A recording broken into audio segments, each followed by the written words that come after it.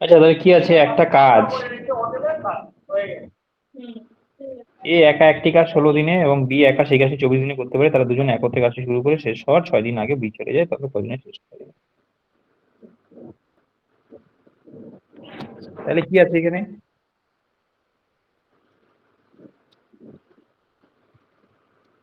শুনতে পাচ্ছ আমার কথা?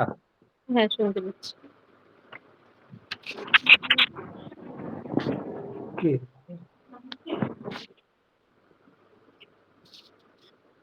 তাহলে এখানে আমি দেখতে পাচ্ছি এ হচ্ছে একটা লোক, বি হচ্ছে হুম। আরেক। পড়েছো তো অঙ্কটা? হ্যাঁ। Good, good boy. এ কি করে 16 দিনে কমপ্লিট করে, বি হচ্ছে কয়দিনে, 24 দিনে, তাই তো? হুম। তারা দুজনে একত্রে কাজটা শুরু করে শেষ হওয়ার 6 দিন আগে বি চলে যায়। তাহলে আমাকে বলো, লাস্ট 6 দিন কে কাজটা করেছে? এ কে একলা করেছে। করেছে? এ তাহলে এ লাস্ট 6 দিন প্রথমে, হ্যাঁ লাস্ট 6 দিনের গল্পটা প্রথমে করবো, কত ইউনিট কাজ করবে, তারপরে বাকি কাজটা যেটা থাকবে সেটা দুজনে মিলে ফার্স্টে করেছে, রাইট? হুম। তাহলে প্রথমে তুমি এটার এলসিএমটা নাও, এলসিএম কত হয়?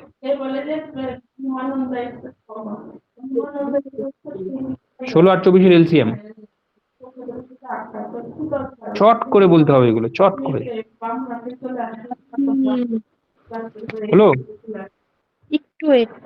টিপরা টিপরা কোথা থেকে আসছে?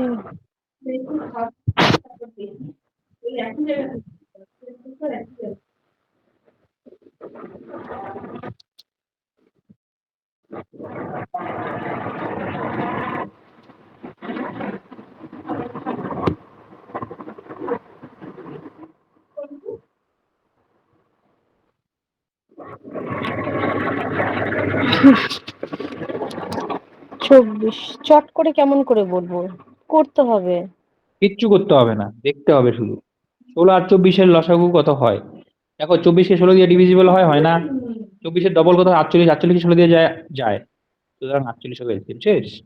24-এর ডবল 48, 48-কে 16 দিয়ে যায়, 16 3 32 3 48। বুঝতে পেরেছো কিভাবে করবে? এই হচ্ছে টেকনিক, এগুলো জানতে হবে তো।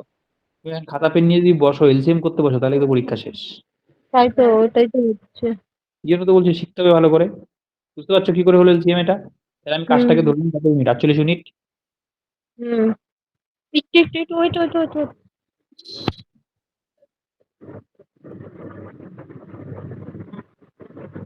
ঘরে তো নাকি? হ্যাঁ, তুমি কোথায়, ঘরের মধ্যে তো নাকি? আমি এখানে আছি। পিঁপড়া পিঁপড়া। আহ,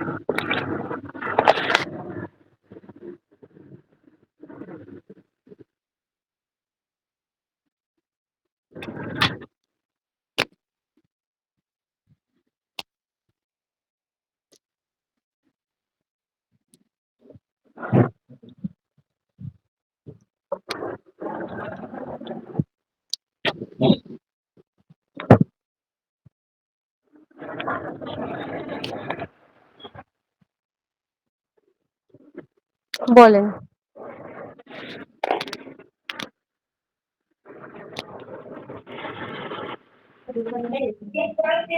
তাহলে 16 আর 24-এর এলসিএম 48, এটা বুঝতে পেরেছো?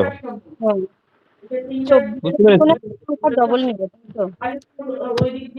সবসময় ডবল নেবে না। এটা 24-এর ঘরে টেবিল আছে না, টেবিল তুমি বাচ্চাদের পড়াও না, টেবিল 1 একে 1, 2 একে 2 একে। তো হুম, 24 একে 24, 24 দুগুণে 48, 48-কে 16 দিয়ে যাচ্ছে, যদি না যেত 3 24 72 নিতাম, যদি না যেত 4 24 নিতাম, 5 24 নিতাম, এরকম করে নিতাম। বুঝতে পারছো? হুম, তাহলে আমি 24-এর টেবিলটা করতে থাকবো, যখন দেখবো ডিভিজিবল হবে তবে সেটাই হয়ে যাবে আমাদের এলসিএম। বুঝতে পেরেছো?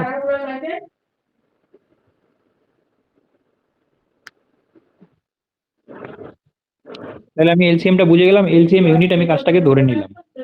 ঠিক আছে? হুম। 16 দিনে যদি এই কাজটা কমপ্লিট করে, পার ডেতে কয় ইউনিট করবে?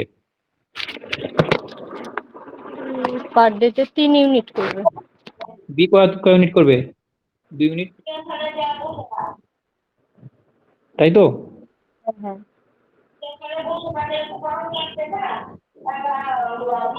তাহলে বি করছে 2 ইউনিট পার ডে, আর এ করছে 3 ইউনিট পার ডে। এটা আমি ক্লিয়ার? হ্যাঁ, এ 3 তাহলে ইউনিট লাস্টের 6 দিন কে করেছে? এ করেছে। তাহলে এ করে। লাস্টের 6 দিন এ কয় ইউনিট করবে? 18 ইউনিট, তাই তো? তাহলে এই 18 ইউনিট কাজ এ একলা করবে, তাহলে কাজ বাকি কতটা আছে? 48 মাইনাস 18, ও, 30 ইউনিট কাজ বাকি আছে। এই 30 ইউনিট কাজটা কে করেছে? এ আর বি বি। মিলে। ও, বি এ কেন? আর। এ আর বি তো কাজটা শুরু করেছে, বি চলে যায়, এ তো চলে যায়নি। হুম, হুম। তাহলে এ আর বি একসঙ্গে স্টার্ট করেছিল কাজটা দুজনে মিলে। তাহলে হ্যাঁ, দুজনে মিলে 5 ইউনিট করছে পার ডে, তাহলে 30 ইউনিট করতে কয়দিন লাগবে? কারণ এ একদিনে 3 ইউনিট করছে, বি করছে 2 ইউনিট, দুজনে মিলে 5 ইউনিট করছে না একদিনে। হ্যাঁ, তাহলে 30 ইউনিট করতে কয়দিন লাগবে? বলো বলো। 6। এ আর বি মিলে দুজনে একদিনে 5 ইউনিট করে, আর দুজনে মিলে 30 ইউনিট কাজ করেছে। তাহলে কয়দিন? 6 দিন লেগেছে, তাই তো? 30/5। হুম, হুম, হুম। তাহলে এ আর বি মিলে 6 দিন করেছে, আর শুধুমাত্র এ করেছে 6 দিন, তাহলে কয়দিন হলো টোটাল কাজ? বলো। এ বি একসঙ্গে কাজটা করেছে 6 দিন, হুম, তারপরে বি চলে গেছে, এ একলা করেছে 6 দিন, টোটাল কয়দিনে কাজটা শেষ হলো? 12। কত? 12। 12। এই যে 12, তাহলে অ্যান্সার হবে। বুঝলে? সিনারিওটা বুঝতে পেরেছো? সিনারিওটা তোমার ছবির মাধ্যমে দেখাই দিলে আরো ভালোভাবে ক্লিয়ার হবে। দেখো, সিনারিওটা হচ্ছে এ একটা লোক, বি একটা লোক। বলছে একটা কাজ শুরু করলাম, এইটুকু সময় এ আর বি দুজনে মিলে কাজটা করলো। তারপর লাস্টের 6 ডেজ এখানে বি নেই, এখানে শুধুমাত্র বি চলে গেছে তো ওই সময়, লাস্টের 6 দিন। তাহলে এখানে শুধু এ করেছে, এই হচ্ছে সিনারিও। তাহলে স্টার্টিং এ প্লাস বি মিলে করেছে, আর এন্ডিং এ শুধুমাত্র এ করেছে 6 দিন। কাজটা এখান থেকে শুরু হয়েছে, এখানে গিয়ে শেষ হয়েছে। বুঝতে পেরেছো? হুম, এবার আমরা এলসিএম টেলসিএম করলাম, কারণ এ আর বি এর দেখলাম দুজনে মিলে একটা হচ্ছে 16 দিনে শেষ করে, আর একটা হচ্ছে 24 দিনে শেষ করে, যদি একলা করে কাজটা। তাহলে আমি এলসিএম নিলাম 48, এই কাজটাকে ধরে নিলাম 48 ইউনিট। তাহলে কাজটা যদি 48 ইউনিট হয়, এ যদি একা করে 16 দিনে শেষ হয়, তাহলে এ একদিনে করবে 3 ইউনিট। বি যদি একা করে 24 দিনে করতে পারে, তাহলে বি একদিনে করবে 2 ইউনিট। তাহলে তুমি দেখো টোটাল কাজ হচ্ছে 48 ইউনিট, হুম। তাই তো? এবার বলছে লাস্ট 6 দিন এ একলা করে, তাহলে 6 দিনে কয় ইউনিট করবে? 318 ইউনিট। হ্যাঁ, এখানে 18 ইউনিট গেল, তাহলে এখানে 30 ইউনিট কাজ করে থাকবে, কারণ টোটাল তো আমার 48 ইউনিট ছিল, ধরে নিয়েছিলাম।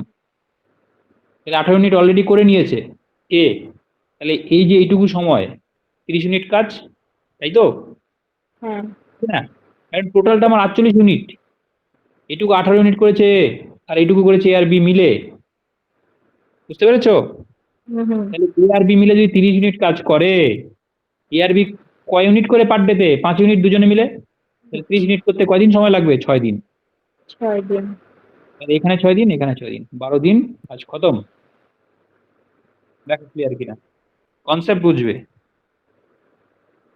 আচ্ছা, এ আর বি মিলে হচ্ছে 5 ইউনিট করলো, আর হচ্ছে একদিন দুজনে এই মিলে জিনিস- কাজ করছে 30, এই তাহলে জিনিসটা কি, এই জিনিসটা হচ্ছে এ একদিনে করে 3 ইউনিট, তাই তো? হুম, দেখো 16 দিনে কাজটা শেষ করে এ, যদি একা করতো।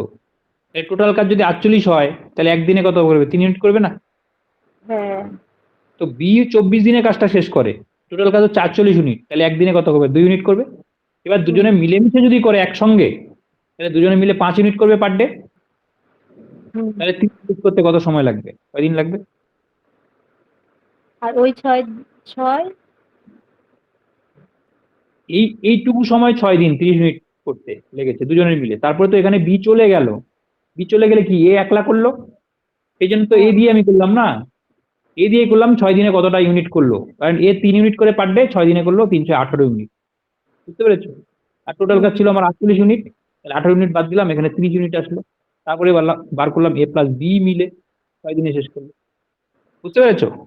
শেষাংশটা আগে করবো, কারণ শেষাংশটা দেওয়া আছে যে শুধুমাত্র এ করেছে, 6 দিন করেছে, তাই তো? 12 কেন? 6 আর 6 12, লাস্টে হ্যাঁ 6 হ্যাঁ, দিন। এই যে এখানে 6 দিন লেগেছে, এখানে 6 দিন লেগেছে, টোটাল 12 দিন, কাজ খতম। কাজের স্টার্ট পয়েন্ট হচ্ছে এটা, স্টার্টের কাজের এন্ড পয়েন্ট হচ্ছে এটা। এ হুম, আর বি মিলে এখানে কাজ করেছিল, এ অসুস্থ হয়ে বাড়ি চলে গেল, এখানে বি অসুস্থ হয়ে বাড়ি চলে গেল, তখন এ বাকি কাজটা সে করলো 6 দিনে, এটাই তো অঙ্কতে দেওয়া আছে। হুম, বুঝতে পেরেছো এবার? হ্যাঁ। এই হচ্ছে অঙ্ক। কখন কে চলে যাচ্ছে, কখন কি চলে যাচ্ছে, এই জিনিসগুলো খুব কনসেপচুয়াল, মাথায় রাখতে হবে। কারণ এখানে বি চলে যাওয়া মানে বাকি 6 দিন এ একলা করেছে। বুঝেছো? হুম। এই তো অঙ্ক।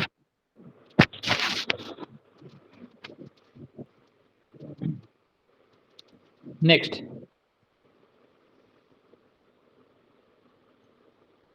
কি আছে বলো, পড়ো।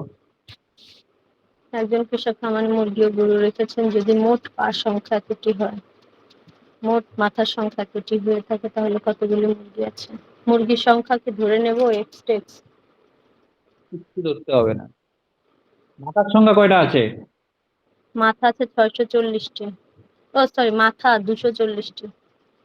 240টা আছে টোটাল, শুধু মুরগি আর কি আছে, গরু। গরু। মুরগির 4 পা, গরুর 2 পা নাকি? না। ঠিক, গরুর 4 পা, মুরগির 2 পা। তাহলে আমি হুম, সবগুলাকে যদি মুরগি ভাবি, ধরো সব মুরগি আছে, তাহলে কি হবে, কতগুলো পা থাকা উচিত?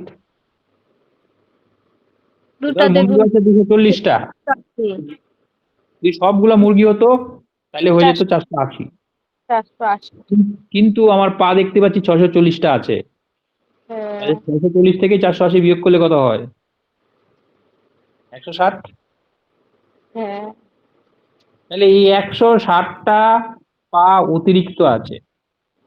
আমি ভেবেছিলাম সব মুরগি, যদি সবগুলোকে মুরগি বানিয়ে দিতাম, তাহলে আমার পায়ের সংখ্যা থাকতো 480টা। সেটি। কিন্তু আমার আছে 160টা পা এক্সট্রা, তার মানে কি সবগুলো মুরগি নয়? হুম। তাহলে একটা মুরগিকে যদি একটা গরু বানাও, কয়টা পা দরকার? দুটা করে এক্সট্রা লাগবে। এক্স্যাক্টলি, তাহলে এইখান থেকে যে 160টা পা এক্সট্রা আছে, দুটো দুটো পা করে জুড়িয়ে দাও, মুরগিকে গরু বানানো শুরু করে দাও। তাহলে কয়টা গরু তৈরি হবে এখানে? 80টা। 80টা। তাহলে অ্যাকচুয়ালি 80টাই গরু আছে। এবার 80টা যদি গরু থাকে, 240টা মাথা থাকে, তাহলে 80টা মাথা বাদ চলে গেল এখানে 80টা গরুর জন্য, তাহলে বাকি কতগুলো হলো, মুরগি কতগুলো থাকবে? 160টা থাকবে। 7টা। মাথায় ঢুকলো? ঢুকলো। ভালো করে বলো ঢুকলো কিনা, সাংঘাতিক অঙ্ক, আমি অনেককেই বুঝিয়েছি, তোমাকেও করিয়েছিলাম কিনা আমি জানি না, বাট খুব সুন্দর অঙ্ক। টোটাল অঙ্কের মাস। টেকনিকটা কি, অঙ্কের টেকনিকটা কি আমি বলছি তোমাকে, অঙ্কের টেকনিকটা শোনো। অঙ্কের টেকনিকটা আছে, যতগুলো মাথা থাকবে তাকে 2 দিয়ে গুণ করবে। দাঁড়ান। কারণ তুমি সবগুলোকে মুরগি বানিয়ে দিবে, ধরবে সব মুরগি, হুম। তারপর দেখবে ডিফারেন্সটা কি আসছে। এবার পা থেকে মাথাগুলো বাদ দিব। এবার তুমি টোটাল পা দেখলে 640টা কোশ্চেনে দেওয়া আছে, কিন্তু আমি হুম। যদি সব মুরগি বানিয়ে দেই, তাহলে আমার পা হচ্ছে 480টা আসছে, ডিফারেন্সটা কত? 240টা টোটাল মাথা মানে 240টা প্রাণী। প্রত্যেকটা প্রাণীকে আমি মুরগি ভাবলাম, মুরগি ভাবলে পা কত হবে? 480। কিন্তু কোশ্চেন আমার পা দেওয়া আছে 640টা, তাহলে পায়ের ডিফারেন্স কত? 160। 60। 160 হচ্ছে পায়ের ডিফারেন্স। তাহলে হ্যাঁ এই 160টা পা অতিরিক্ত মনে হচ্ছে, কারণ আমি মুরগি ধরেছিলাম বলে। কিন্তু অতিরিক্ত তো হবে না, তাই না? এই জন্য তুমি হ্যাঁ। কি করবে, মুরগিগুলোকে ধরে ধরে গরু বানাবে। তখন এখান থেকে দুটা দুটা করে পা লাগিয়ে দিবে মুরগির মধ্যে, তাহলে গরু হয়ে যাবে। তাহলে 160টা পা লাগাতে কয়টা মুরগিকে গরু বানাতে পারবে? 80টা। হুম। তাহলে 80টাই হবে তোমার গরু। বাকি সব মুরগি যা আছে অ্যাজ ইউজুয়াল। বুঝতে পেরেছো? তাহলে 80টা যদি মুরগি হয়, টোটাল 240টা প্রাণী ছিল, 80টা মুরগি বাদ দিয়ে দাও, তাহলে কত হবে? সরি, 80টা গরু বাদ দিয়ে দাও, তাহলে কত হবে? 160টা মুরগি হবে। পাখিটা কি বেরোলো? মুরগি না গরু? গরু বেরোলো, মুরগিগুলোকে গরু বানালাম না? আচ্ছা তোমাকে কি আচ্ছা। বললাম, প্রথমে তো সব মুরগি ধরেছিলাম, সব কিন্তু মুরগি সব ধরলাম। মুরগি ধরে দেখা গেল আমার পা অতিরিক্ত চলে আসছে, তার মানে কি অতিরিক্ত পা গুলো ঢোকাতে হবে মুরগির মধ্যে, হয়তো 108। গরুতে কনভার্ট হবে। তাহলে 160টা পা আমার অতিরিক্ত ছিল, তো 160টা পা মানে কি দুটো দুটো পা করে একটা মুরগি লাগিয়ে দিলে সেটা গরুতে পরিণত হয়। তাহলে আমি 160টা পা দিয়ে কয়টা বানাতে পারবো? 80টা গরু বানাতে পারবো, রাইট? দুটো তো পা তো অলরেডি মুরগিতে ছিলই, আরো দুটো হুম করে অ্যাড করে দিলাম, এরকম 80টা গরু হয়ে গেল। বুঝতে পেরেছো? হুম। মানে গরুর সংখ্যা 80 হয়ে গেলে টোটাল মাথা 240। 240টা মাথা থেকে যদি 80টা গরু বাদ দাও, তাহলে বাকিগুলোই সব মুরগি, এটাই 160। ক্লিয়ার? হুম। এটা উল্টোটাও করতে পারো, তুমি সবগুলোকে গরু ধরো। উল্টোটা, উল্টোটা বলো তো কি করে করবে, তুমি তুমি নিজেই বলো কি করে করবে। আমি সবগুলোকে মুরগি ধরেছিলাম, সেই জন্য 2 দিয়ে গুণ করেছিলাম। তুমি সবগুলোকে গরু ধরো, গরু ধরলে কত দিয়ে গুণ করবে? বলো বলো। 8 দিয়ে। 4 দিয়ে, ভেরি গুড। 240। কত হবে? 960। তাহলে আমি দেখতে পাচ্ছি যে সবগুলো আমি গরু ধরি, তাহলে আমার পায়ের সংখ্যা হয় 960, কিন্তু অ্যাকচুয়ালি পায়ের সংখ্যা আছে 640। তাহলে কতগুলো পা আমি অতিরিক্ত কাউন্ট করে ফেলেছি? 900 থেকে 900 সামথিং থেকে 640 বাদ দিতে হবে ওখানেও। এই 320। তাহলে এবার বলে বলো, গরুর থেকে দুটো দুটো করে পা কেটে ফেলবে, তাহলে কতগুলো 320টা পা কাটতে গেলে কতগুলা গরুর পা কাটতে হবে তোমাকে? একটা গরুকে মুরগি বানাবে তুমি, তার মানে দুটো পা কাটবে। তাহলে 320টা পায়ের জন্য তোমাকে 160টা গরুর পা কাটতে হবে, তাই তো? হুম তাহলে 160টা মুরগি হবে, যেগুলোর পা কাটবে দুটো দুটো করে, সেগুলো তো মুরগি হয়ে যাবে, রাইট? ব্যাপারটা বুঝতে পারছো? হুম। কি মাথায় ঢুকলো না এখনো ডাউটফুল? না না ঢুকেছে। তাহলে কি চিন্তা করছো? প্র্যাকটিস না থাকার জন্য যেটা হয়। হ্যাঁ, সে আমি বুঝতে পারছি, কিন্তু তুমি টেকনিকটা বুঝে গেলে আর কিচ্ছু দরকার হবে না। যখন তুমি গরু ধরবে, তুমি ভাববে যে আমার কাছে অতিরিক্ত পা হয়ে যাবে। মনে হচ্ছে ভুলে যাবো, কিংবা এখনই ভুলে আবার ভুলে ভুলে যাবে না, আমি বলছি, আমার কথা মন দিয়ে শোনো। তুমি যদি গরু ধরো, পা হয়ে যাবে অতিরিক্ত, সেই অতিরিক্ত পায়ের অর্ধেকটাই হয়ে যাবে তোমার মুরগি। আর তুমি যদি মুরগি বানাও, অতিরিক্ত পায়ের অর্ধেকটা হয়ে যাবে গরু। বুঝতে পারছো কনসেপ্ট? এটাই কনসেপ্ট। কি বললাম আমি, বলো। যদি তুমি গরু বানাও, তাহলে হুম অতিরিক্ত পা যেটা হবে তার অর্ধেক হবে মুরগি। যদি তুমি হুম। মুরগি বানাও, অতিরিক্ত পায়ের অর্ধেক হয়ে যাবে গরু। বুঝতে পেরেছো? হ্যাঁ। যা খুশি সেটাই করতে পারো তুমি। আর গরু বানানো মুরগি বানানো তো ইজি, 4 দিয়ে গুণ করলে হয়ে যাবে গরু, তাই তো? আর হুম 2 দিয়ে গুণ করলে হয়ে যাবে মুরগি। বুঝলে? হুম হুম। ভেবে দেখো ডাউট আছে কিনা স্টিল। ডাউট নেই, বুঝতে পেরেছি। কিন্তু আবার ভুলে যাব এই প্রবণতাটা মাথায় কাজ করে। কনসেপ্ট। আচ্ছা, তার জন্য দুঃখ প্রকাশ করছে যে ভুলে যাবো ভুলে যাবো। ভুলবে না। দরকার হলে এই যে ক্লাসটা করাচ্ছি, এই ক্লাসটার রেকর্ডিং ক্লাসটা দিয়ে দিব, তুমি বারবার শুনবে, তাহলে মনে থাকবে। ঠিক আছে, চলো নেক্সট। হুম। বলো কি আছে। দুটি সংখ্যার গসাগু এত, লসাগু এত, সংখ্যা দুটির প্রতিটি এত, এর বড় হলে ছোট সংখ্যাটি কত? সংখ্যা দুটির প্রতিটি 29-এর বর্গ নয়, বড়। বড়ই তো বললাম। আচ্ছা ঠিক আছে, বড় বললে।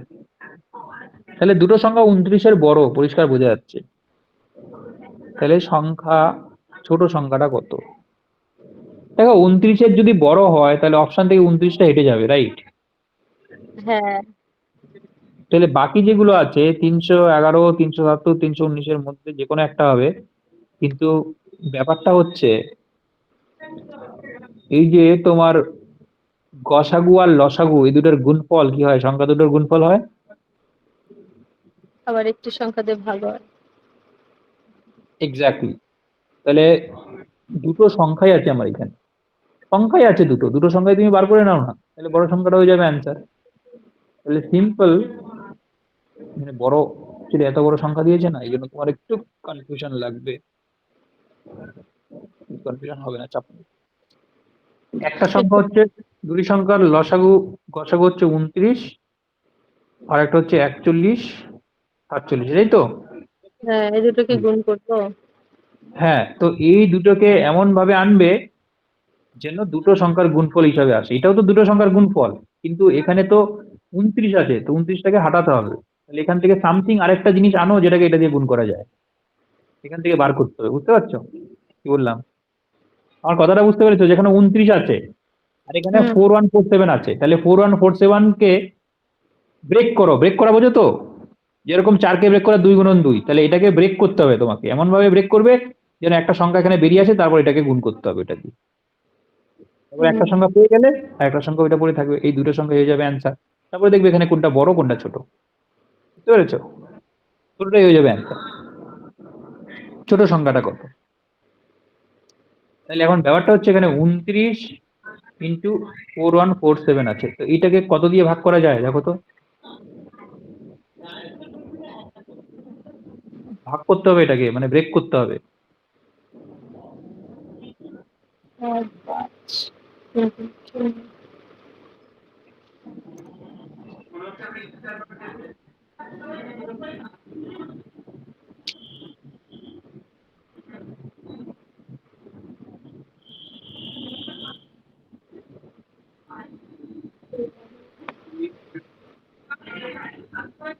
এটাকে ব্রেক না করলে অঙ্কটা হবে না, সেই হচ্ছে ব্যাপার।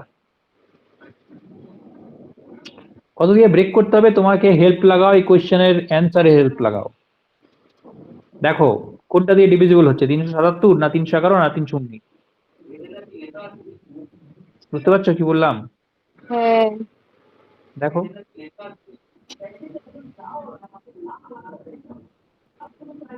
এখন ভাগটা তো তোমাকে নিজেকেই করতে হবে, হ্যাঁ, এটা তোমার বলার কিছু নেই।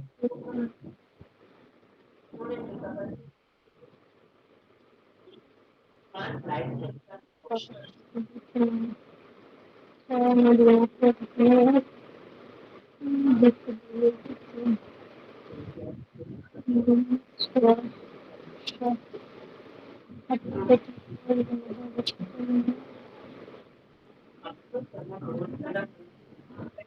আচ্ছা 319 থেকে 4 5 95, 957, 7 957। 9 10 দেখো 13 দিয়ে ডিভিজিবল হচ্ছে, হচ্ছে না? 13 দিয়ে। 13 দিয়ে করলে 319 হচ্ছে, তাই তো? হ্যাঁ, তাহলে একটা সংখ্যা 319 হবে, আরেকটা সংখ্যা এই দুটোর গুণফল হবে, তাই তো? একটা সংখ্যা 3 এবার 13 দিয়ে গেলে 9 13 117 7, তাহলে 11, তাহলে তুমি 26 আর 11, তাহলে একটা সংখ্যা 370 একটা 319, তাহলে ছোট সংখ্যাটা 319। বুঝতে পেরেছো? এটা অপশন থেকেই তোমাকে বার করতে হবে, তাছাড়া কোনো বুদ্ধি নেই।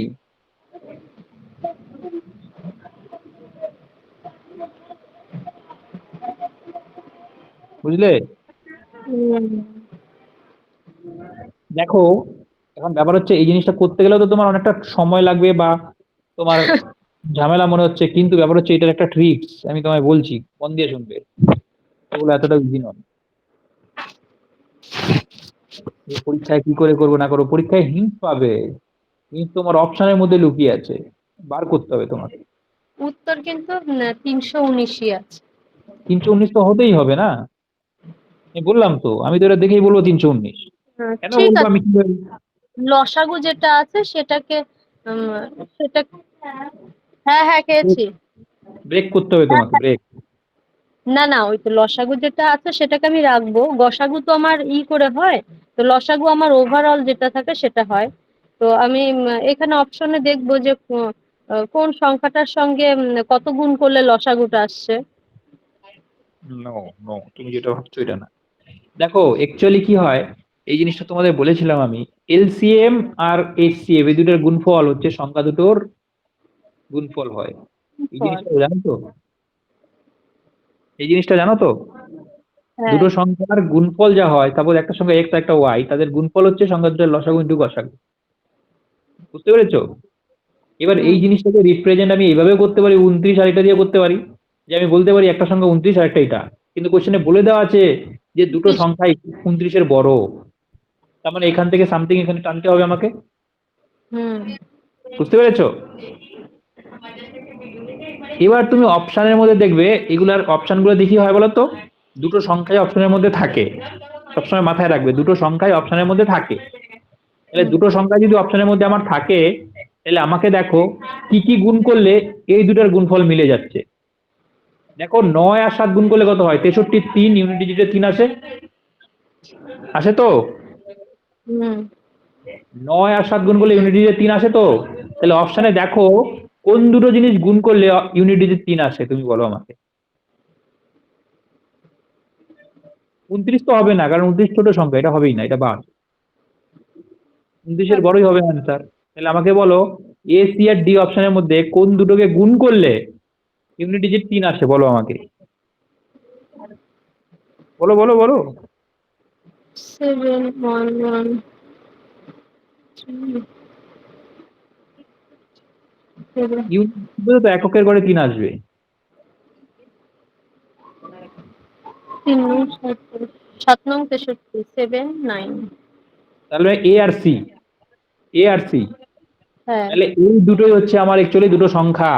তাহলে এবার দেখো কোনটা ছোট সংখ্যা, 370 না 319? 319। তাহলে 319 আমাদের অ্যান্সার। বুঝতে পেরেছো? অত কিছু ভাবারই দরকার নেই। 3 নং 27। আচ্ছা, ওই দুটোর গুণফলের জন্য লাস্টে যে 3টা পেলাম, এখানেও আমি এক্স্যাক্টলি, এখানেও তো এইভাবে তুমি। তো যারা ভালো স্টুডেন্ট তারা এখানে 5 সেকেন্ড খরচা করবে না, অঙ্ক শেষ। তুমি ভাববে ইস, এত বড় অঙ্ক কি করে পারবে, আমি তো এইভাবেই করবো। কারণ বুঝতে পেরেছো লজিকটা কোন দিকে? 7 নং 63। মারাত্মক লজিক। এখন তুমি যদি এটা প্রসেসে যাও, প্রসেসে গেলে অনেক টাইম লেগে যাবে। তোমার এই ডিভিজিবিলিটি বার করতেই দম শেষ। এটা 13 দিয়ে ডিভিজিবল হবে, তারপর 13 দিয়ে 29-কে গুণ করবে, তারপর এটা হবে। ছোট। বললাম না, অঙ্কের মধ্যে সব লজিক ট্রিক্স লুকিয়ে থাকে, সেই ট্রিক্স গুলো তোমাকে ধরতে হবে। এই গরুর অঙ্কটা যেরকম, কি বললাম তোমাকে ট্রিক্সটা কি? গরুর অঙ্কের ট্রিক্সটা কি বলেছি? তুমি প্রত্যেকটা মাথাকে প্রথমে পায়ে পরিণত করবে, তার পা মুরগির পা, তারপরে তার অর্ধেক করে দেবে, সেটা হচ্ছে গরু।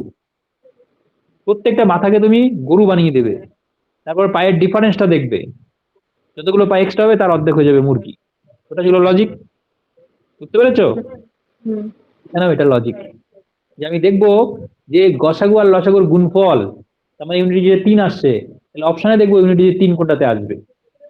তাহলে 7 আর 9 গুণ করলে 3 আসছে, 29-এর তো কোনো প্রশ্নই নাই, কারণ 29 হচ্ছে ছোট সংখ্যা। বুঝতে পারছো? হুম। কারণ দুটো 29-এর বড় বলেছে। তাহলে দুটো 29-এর বড় কোনটা আছে, এ সি আর ডি। এ সি ডি এর মধ্যে কোন দুটাকে গুণ করলে আমার ইউনিট ডিজিট 3 পাওয়া যাচ্ছে? আমি দেখতেছি 370 আর 319। তাহলে এবার কি বলছে ছোট সংখ্যাটা কত? তাহলে 319 হবে ছোট সংখ্যা। যদি বলতো বড় সংখ্যাটা কত, তাহলে কিন্তু 370 হতো অ্যান্সার। হুম। মাথা একটু ভালো করে টোকা দিয়ে মনে রাখো জিনিসগুলো, খুব ইম্পর্টেন্ট। চলো, বুঝলে তো? হ্যাঁ। চলো নেক্সট।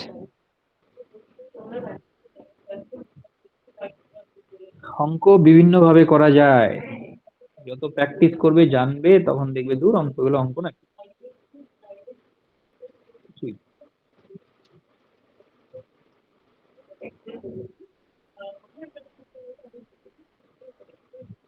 আমি কি করে করি বলো তো এখন? এগুলো তো আমার মাথায় এমনি চলে আসে। প্র্যাকটিস। Practice, practice.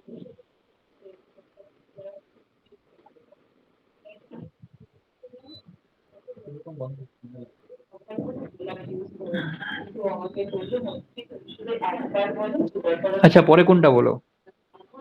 79। 79। হুম। আচ্ছা, প্রত্যেকটাই আটকাচ্ছে তোমার? এক ব্যক্তি কোনো ব্যাংকে 10 বছরের জন্য 10,000 টাকা ও 20,000 টাকা আলাদাভাবে জমা রাখলেন। খুব ভালো কথা। দেখলেন যে সুদের পার্থক্য একক 5,000 টাকা হয়েছে। সুদের হার কত? কি হচ্ছে বলুন তো? আমি তো করিনি। এর তো সলিউশন আছে। করতে নিয়ে বারবার সলিউশনে চোখ যাচ্ছে। সলিউশন দেখবে না। সলিউশন দেখলে কিচ্ছু শিখতে পারবে না আর পরীক্ষায় ক্র্যাক করতে পারবে না। সেটাই।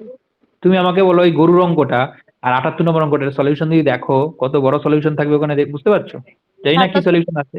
গরুর তোমার অঙ্কটা এক্স দেওয়া আছে, সমাধান করে করা আছে। তাহলে কি দরকার? আমি যে ট্রিক্সটা দিলাম এটাতে হয় না জলদি জলদি? হুম। আর 78 নম্বরটা তো একদম পুরো শেষ করে দেবে অঙ্কটা। তো সেই জন্য ট্রিক্স লাগাবে নিজের মতো করে।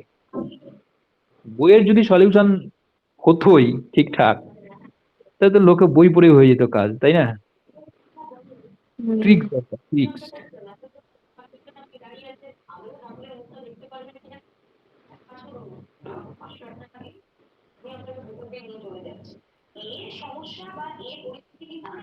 তাহলে 10 বছরের জন্য টাকাটা রেখেছে ব্যাংকে, একটায় 10,000 একটায় 20,000।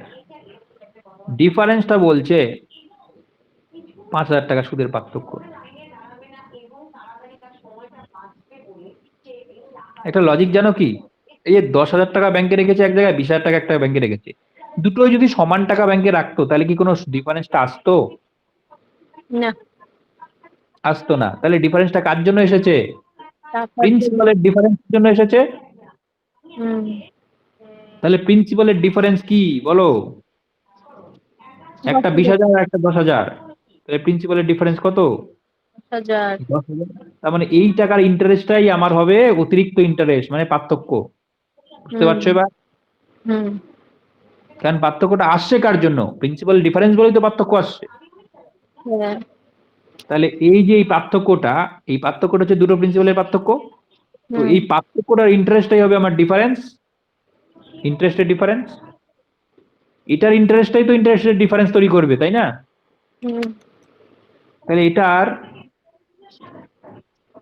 সুদ 5,000 টাকা। 10,000 টাকার সুদ 5,000 টাকা 10 বছরের জন্য। তাহলে রেট অফ ইন্টারেস্ট কত হবে? I = PTR/100। ফর্মুলা বসিয়ে দাও। কেন ফর্মুলা বসাবো? আজকে ফর্মুলা না। আর এটা তো সিম্পল ইন্টারেস্টের ফর্মুলা বলছি, কম্পাউন্ডের বলছি না। ঠিক আছে, তুমি ফর্মুলা করবে না তো? মুখে মুখে না, করে দিচ্ছি। আমি ফর্মুলাতে করলে সুবিধা হয়, যে এখানে যেমন এক্স ধরে করলে মনে হয় সুবিধা হতো নাকি, ওটাই। না, জটিল হবে। এটাও তুমি যদি ফর্মুলা দিয়ে করো তাও কাটাকুটি অনেক কিছু করতে হবে। আমি মুখে মুখে বলছি, তুমি শোনো, হয়ে যাবে। দেখো 10,000 টাকার 10 বছরের সুদ এটা, ঠিক আছে? হুম। 1 বছরের সুদ কত হবে? 500 টাকা হবে। তুমি শুধু টাকা অঙ্কের দিকে আমার কথা শোনো, দেখবে অঙ্ক হয়ে যাবে। 10,000 টাকার 10 বছরের সুদ 5,000 টাকা, তাই তো? হুম। তাহলে 1 বছরের সুদ কি হবে? 10,000 টাকাই এক টাকা বছরে। সেম, সুদও সেম। 10 বছরের জায়গায় 1 বছর করে দিলাম, তাহলে একটা শূন্য কেটে গেল, তাই না? হুম। 10 বছরে যদি 5,000 টাকা সুদ হয়, তাহলে 1 বছর হবে 500 টাকা সুদ। বুঝতে কেন পেরেছো? উপর যাবে, নিচে 10,000 আসবে না? ওইসব গল্প ছাড়ো, আমি তোমাকে সিম্পলি বলছি, যদি তুমি ব্যাংক থেকে 5,000 টাকা ইন্টারেস্ট পাচ্ছ 10 বছরে, তাহলে 1 বছরে কত পাবে? 500 টাকা পাবে না? হ্যাঁ। তো এইটাই আমি করছি এখানে, যে 10 বছরে শুধু 5,000 হয়, 1 বছরে 500। বুঝতে পেরেছো? বুঝলাম, কিন্তু কাটাকাটি আমি কেন করব না? সেটাও করব, স্টেপ বাই স্টেপ করব। এবার হুম। হচ্ছে 10,000 টাকা সুদ যদি 1 বছরে 500 টাকা হয়, তাহলে 100 টাকা সুদ 1 বছরে কত হবে? দুটো শূন্য কাটবে, দুটো শূন্য কাটবে, 5 টাকা হয়ে গেল। তাহলে 100 টাকার সুদ যদি 1 বছরে 5 টাকা হয়, সেটাই হচ্ছে পার্সেন্টেজ। বুঝতে পেরেছো? কোনো ফর্মুলা অ্যাপ্লাই করলাম করলাম না, অঙ্ক হয়ে গেল। 10,000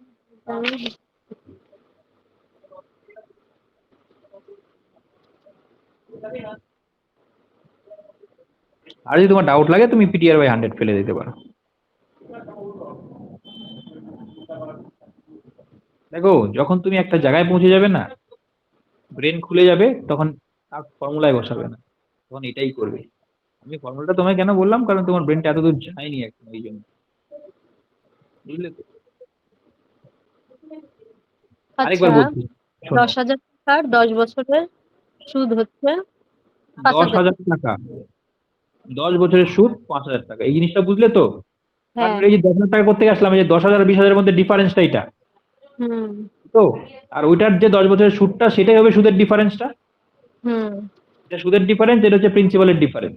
10 বছর, তাহলে 10 বছরে যদি এক এইটা পাই, বছর তাহলে 1 টাকা। বছরে কি হবে, 500 পাবো, হুম। তাই তো? তাহলে দশ হ্যাঁ। হাজার টাকা যদি আমার প্রিন্সিপাল হয়, সুদ পাবো 1 বছরে 500 টাকা। 100 টাকা প্রিন্সিপাল হলে কত হবে? দুটো শূন্য দুটো শূন্য কেটে গেল, দুটো শূন্য দুটো শূন্য কেটে গেল। বুঝলে? তাহলে 100 টাকা যদি প্রিন্সিপাল হয়, 1 বছরে আমি পাবো 5 টাকা। তাহলে এটাই তোমার রেট অফ ইন্টারেস্ট। এটাকেই তো বলে রেট অফ ইন্টারেস্ট বলে, 100 টাকার 1 বছরের সুদ। তাই তো? বলো। আমি 10,000 টাকাটাকে ইউজ করলাম না না কোথাও। কোন 10,000 কি ইউজ করলাম না? সব জিনিস ইউজ করেছি। কোথায়? প্রথমে তো আমি 10,000 টাকার কি দশ 10,000 বছর 10 5,000। বছর। দেখো, এই 10,000 আর এই 20,000-এর যে ডিফারেন্সটা, সেটাই তো এটা ইউজ তো করলাম আমি। একটু দাঁড়া, একটা ফোন এসছে আমার। হুম। একটু দাঁড়া, একটা ফোন।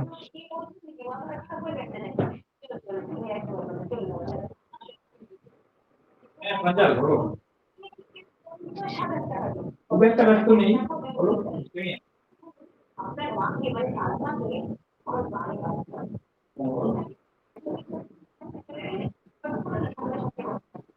হ্যাঁ,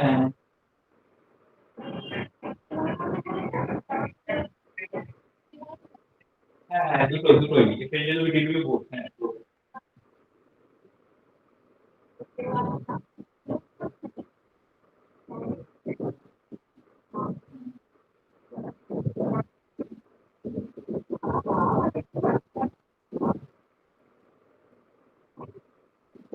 এক্সট্রাকশন যেগুলো চলে, এক্সট্রাকশন লোন ব্যালেন্সের উপর ডিপেন্ডেন্ট না।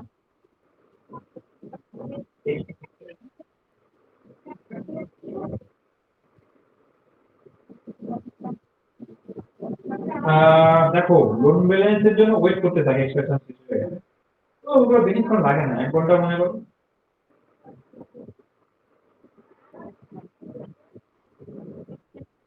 হ্যাঁ, হ্যাঁ, শেষ হয়ে যায়। হ্যাঁ, যদি ব্যাচ টাইমে শুরু হয়, আবার যদি ব্যাচ যদি release করতে গিয়ে 1 ঘন্টা,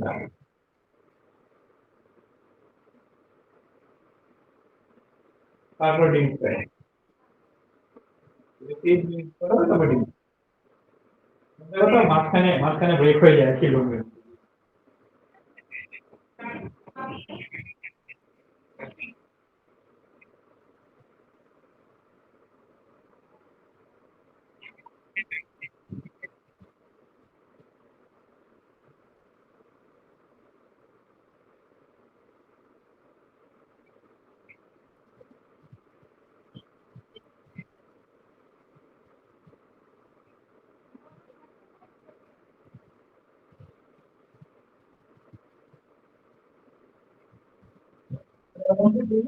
তাহলে আমার মনে হয় না হবে, ম্যাক্সিমাম ওদের উপর ডিপেন্ডেন্ট।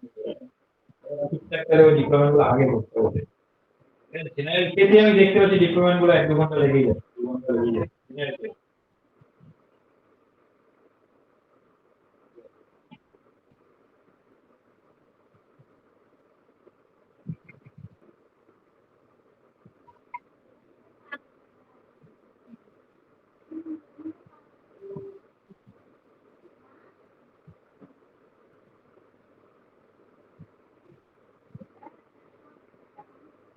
আমাদের ওভারল্যাপ টাইম বলতে দেখো যে মর্নিং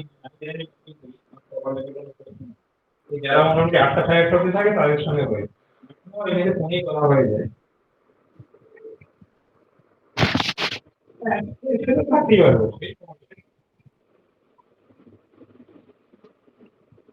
তো আমরা যেরকম যে মিটিং গুলো রাখি আমাদের টাইম আমাদের সপ্তাহ সময় সাড়ে ছটায় রাখি।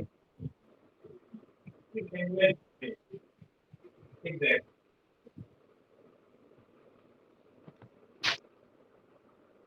তুমি শ্যামকেই বলো, শ্যামই বলে দেবে, কারণ আমরা আমাদের সঙ্গে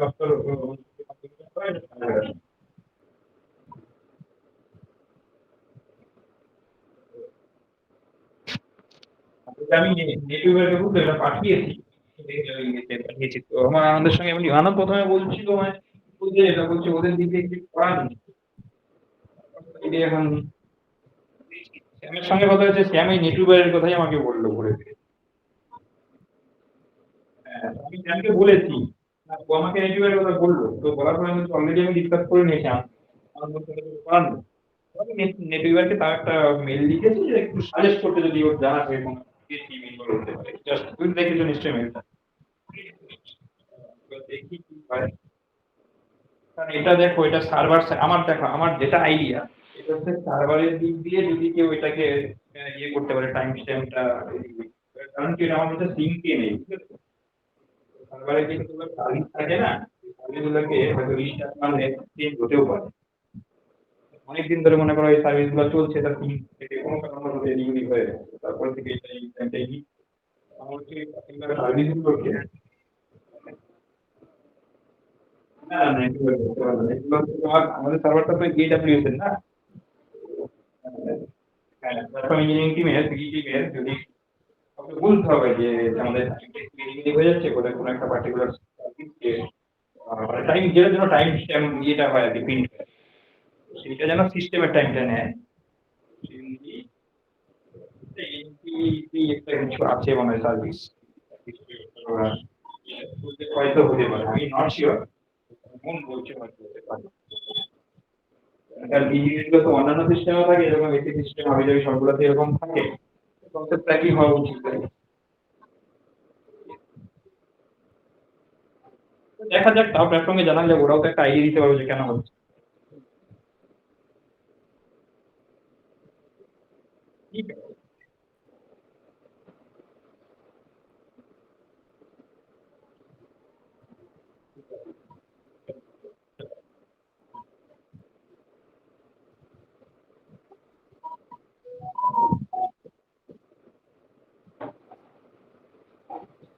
আচ্ছা চলো ফিরছি আমাদের প্রসঙ্গে।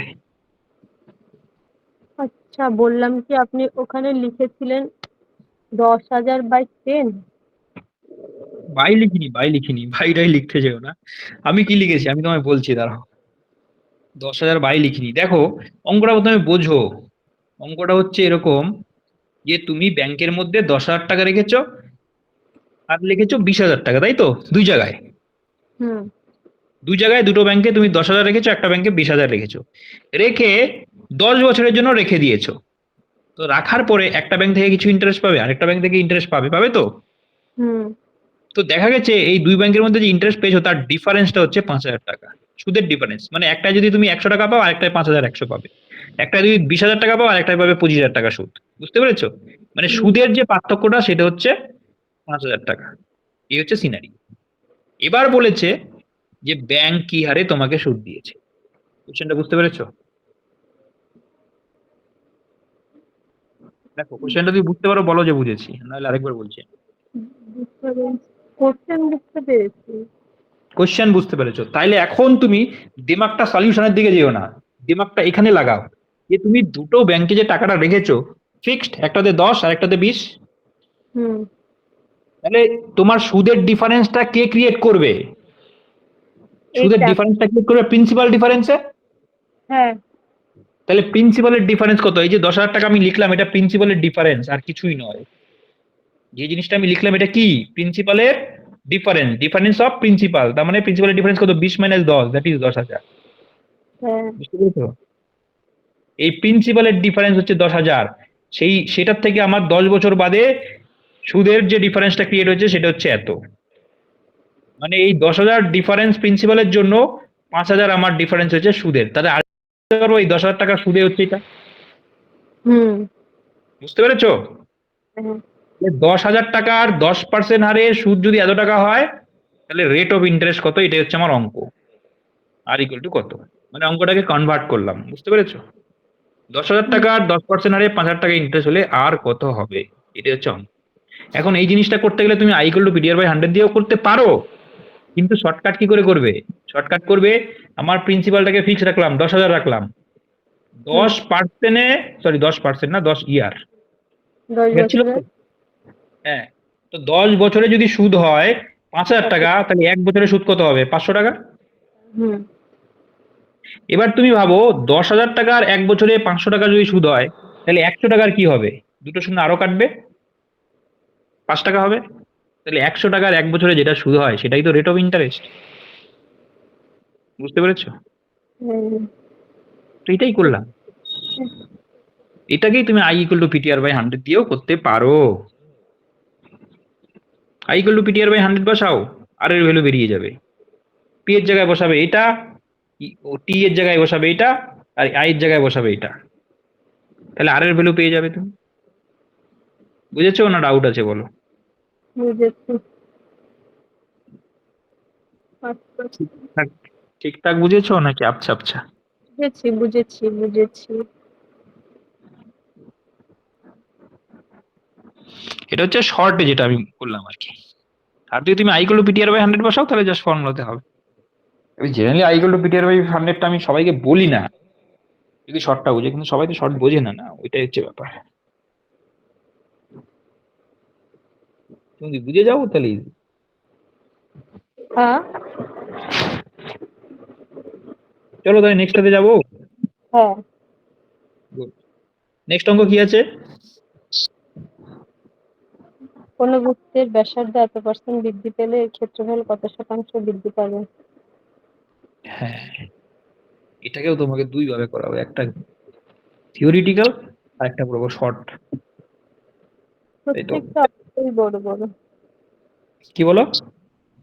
প্রত্যেকটা অঙ্কই বড় বড়। কিচ্ছু বড় নয় এগুলা, চট করে হয়ে যাবে।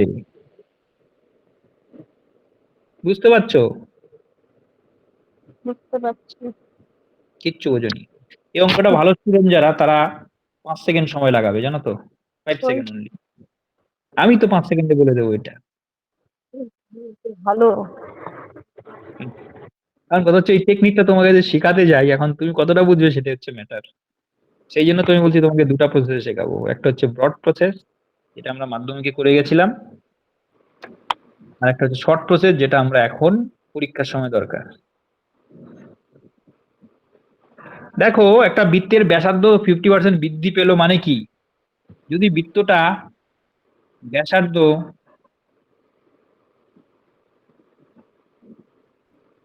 ফিফটি কত ধরবো পার্সেন্ট বলো? ব্যাসার্ধ এক। যদি তুমি 1 ধরো, তাহলে 1.5 হবে বেড়ে। তুমি 2 ধরো, তাহলে ফ্র্যাকশন আসবে না, 3 হবে। বুঝতে পেরেছো?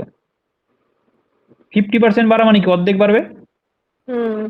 100 হলে 150 হবে। বুঝলে? তাহলে তোমার যা খুশি তুমি ধরো না, কোনো সমস্যা নেই। 1 ধরলে 1.5 করো, তাতেও সমস্যা নেই। 100 ধরি। হ্যাঁ ধরো, তাহলে তোমার করতে হবে অসুবিধা, বিশাল বড় গুণ করতে হবে। ধরো, তাতেও আপত্তি নেই।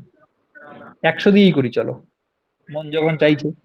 ধরলাম ব্যাসার্ধ 100, তাহলে হ্যাঁ। বৃদ্ধি হবে 150, তাই তো? বেশ। হ্যাঁ। এবার 100 যখন ধরেছিলে তখন ক্ষেত্রফল কত ছিল? পায়ের স্কোয়ার।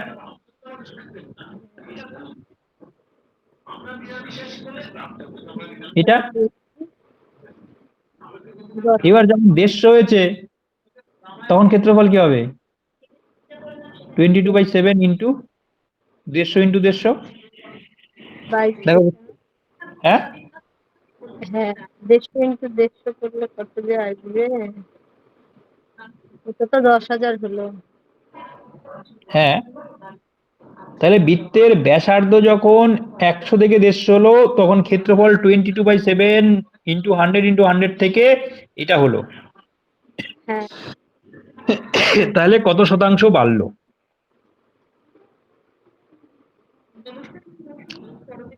এটাই তোমাকে করতে হবে।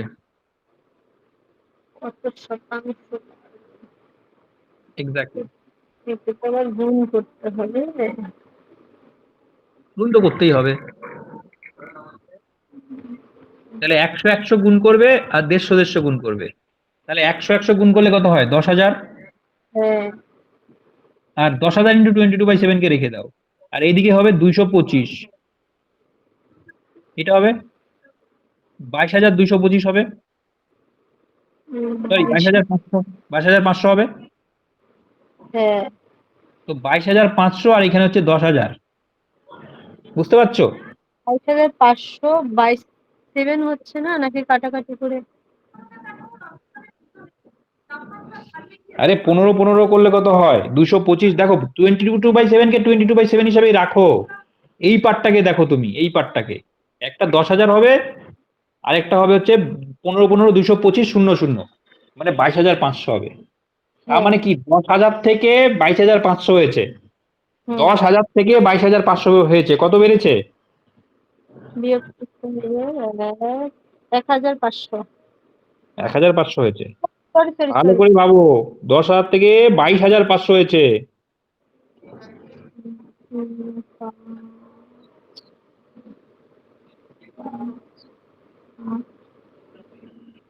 12,500 বেড়েছে, 12,500। 10,000 হ্যাঁ। থেকে 22,500, 12,500 বেড়েছে। বুঝতে পেরেছো? ইনক্রিমেন্টটা ভাবো, ইনক্রিমেন্ট যেটা বেড়েছে। তার মানে 100-তে বেড়েছে 125।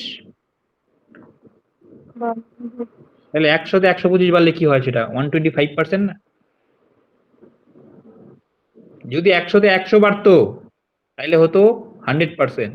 যেহেতু 100-তে 125 বেড়েছে, দ্যাট ইজ 125%। ক্লিয়ার? এই হচ্ছে আমার অঙ্ক। কিন্তু অ্যাকচুয়ালি আমি অঙ্কটা এইভাবে করবো না, আমরা করবো শর্টে। যেটা তোমাকে যেটা পরীক্ষায় খাতায় করব। পরীক্ষায় পরীক্ষা খাতায় করব। পরীক্ষায় খাতায় কিভাবে করব? পরীক্ষায় খাতায় করব এভাবে। আমাদের পরীক্ষার যে খাতা। রেডিয়াসটা, বৃত্তের যে রেডিয়াস আর বৃত্তের যে এরিয়া, এটার মধ্যে সম্পর্কটা কি হয় বলো তো? সম্পর্কটা কি? পাই। যখন তুমি যখন তুমি রেডিয়াসটা বার করছো, তখন নর্মাল আর থাকে, আর এরিয়াতে আরটা হয়ে যায় আর স্কয়ার, তাই তো? হ্যাঁ। আর এই আরটাকে তুমি যদি বাড়াও 50%, তাহলে কত হবে? আটটাকে তুমি 50% বাড়াচ্ছ, মানে সামথিং একটা লেন্থকে তুমি 50% বাড়াচ্ছ। যদি 10 হতো, তাহলে হয়ে যাবে 15, তাই তো? 50% বাড়ালে। হুম। তাহলে এরিয়াতে আটটা কি আছে? আর স্কোয়ার হিসেবে আছে। তাহলে হুম। এখানে 10 10 যখন হতো তখন হতো 100, আর যখন 15 হতো তখন হয়ে যাবে 225। বুঝতে পেরেছো? হুম। তাহলে 100-তে 225 হয়েছে, তার মানে কত বেড়েছে? 125 বেড়েছে। আগে হুম। 100 ছিল, এখন 225 হয়েছে, তার মানে 125 বেড়েছে। তাহলে 100-তে যদি 125 বাড়ে, তাহলে এটাই তো পার্সেন্টেজ। বুঝতে পারছো? 125% শেষ অঙ্ক। তোমাকে জাস্ট দেখতে হবে যে কত থেকে কত বাড়ছে।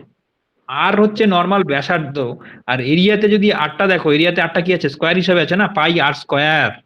হুম। তাহলে আটটা আর স্কোয়ার হচ্ছে, 8 থেকে আর স্কোয়ার হয়ে যাচ্ছে। হ্যাঁ। সেই জন্য তুমি ট্রাই করবে এই আর স্কোয়ারটা কি করে 100 বানানো যায়, সেই জন্য তুমি রেডিয়াসটাকে 10 ধরবে। বুঝতে পেরেছো কি বললাম? এই আর স্কোয়ারটাকে যদি 100 বানানোর চেষ্টা করতে পারো, তাহলে ডাইরেক্ট তোমার অ্যান্সার আসবে। বুঝতে তাহলে পেরেছো? এটা 10। এই আটটাকে আমি 10 ধরবো, 50% বাড়ালে 15 হচ্ছে। তাহলে 10 স্কোয়ার মানে 100, আর এদিকে 15 স্কোয়ার মানে 225। তাহলে 100-তে কত বেড়েছে? 125 বেড়েছে, দ্যাট ইজ 125%। বুঝতে পেরেছো লজিক গুলো? এই হচ্ছে লজিক। অঙ্ক এত বেশি করারই দরকার নেই। দেখবে অঙ্ক, দেখবে অঙ্ক। বুঝতে পারছো?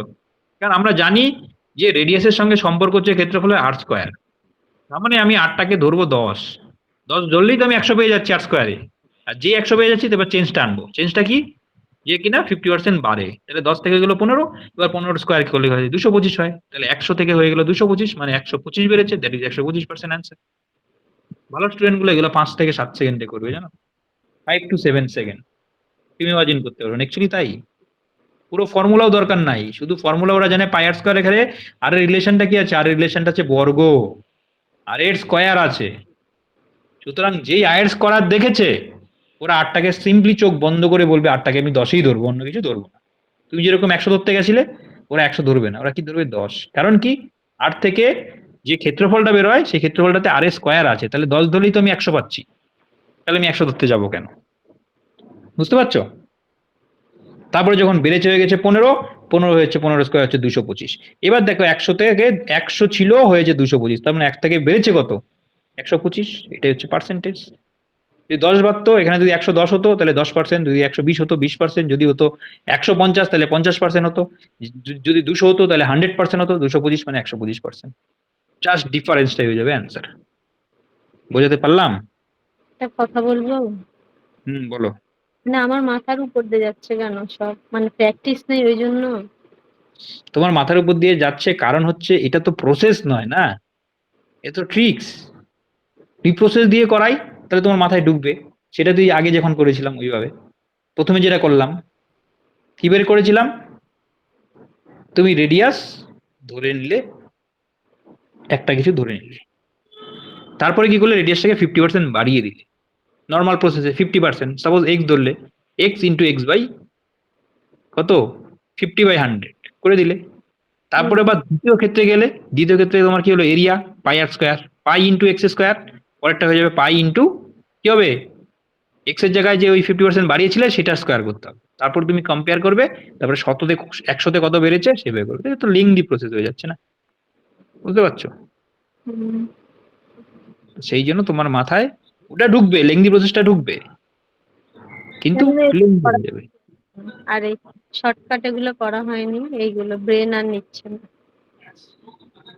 শর্টকাট যদি করো তাহলে খাতা পেন মিনিমাম ইউজ করতে হবে, কিন্তু নলেজটা খুব দরকার।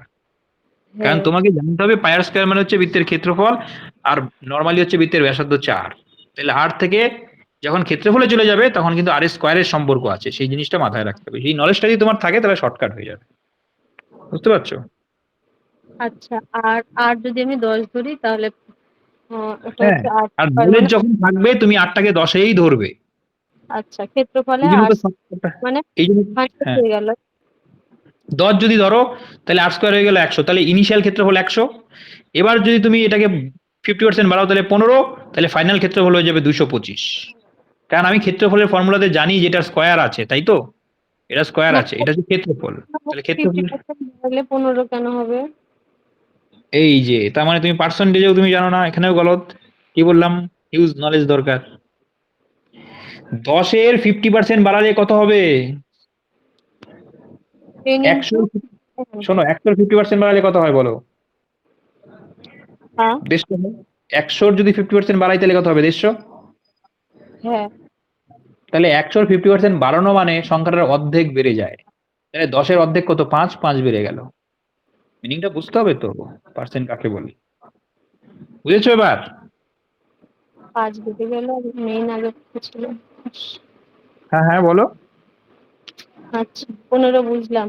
5 বেড়েছে তো, আর আমি ধরেছিলাম কত, 10, 10 প্লাস 5 ইকুয়াল টু 15। এক্স্যাক্টলি, 50% বাড়া মানে অর্ধেক বেড়ে যাওয়া, 25% বাড়া মানে 4/1 বেড়ে যাওয়া।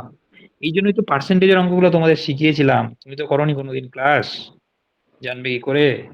25% মানে কি, 25% মানে 1/4, মানে 4/1 বাড়বে, 25% বাড়ে, বুঝলে? ফিফটি হুম। পার্সেন্ট মানে কি, 50% মানে 1/2। এই জিনিসগুলো পার্সেন্টেজে সব করিয়েছি আমি। তাহলে 50% বাড়া মানে কত, হাফ বাড়বে, হাফ। তাহলে সংখ্যাটা যদি 10 হয়, 10-এর অর্ধেক কত, 5, মনে হয়ে যাবে 15। এখন তো আমি এইভাবে করাতে পারি না, না, কারণ অঙ্কের সময় তোমাকে এভাবে এভাবে করতে পারবো না, বলবো না যে 50% মানে হাফ বাড়াও, এই করো। সিধা ধরবো 10 আর সিধা লিখবো 15, বুঝতে পারছো? এই জন্য কনসেপ্ট গুলো আগে দরকার, কনসেপ্ট গুলো খুব মারাত্মক জিনিস। কারণ তুমি শর্টকাট করতে চাইবে, আবার কনসেপ্ট থাকবে না, তাহলে কিন্তু একটা ড্রব্যাক, বুঝতে পেরেছো?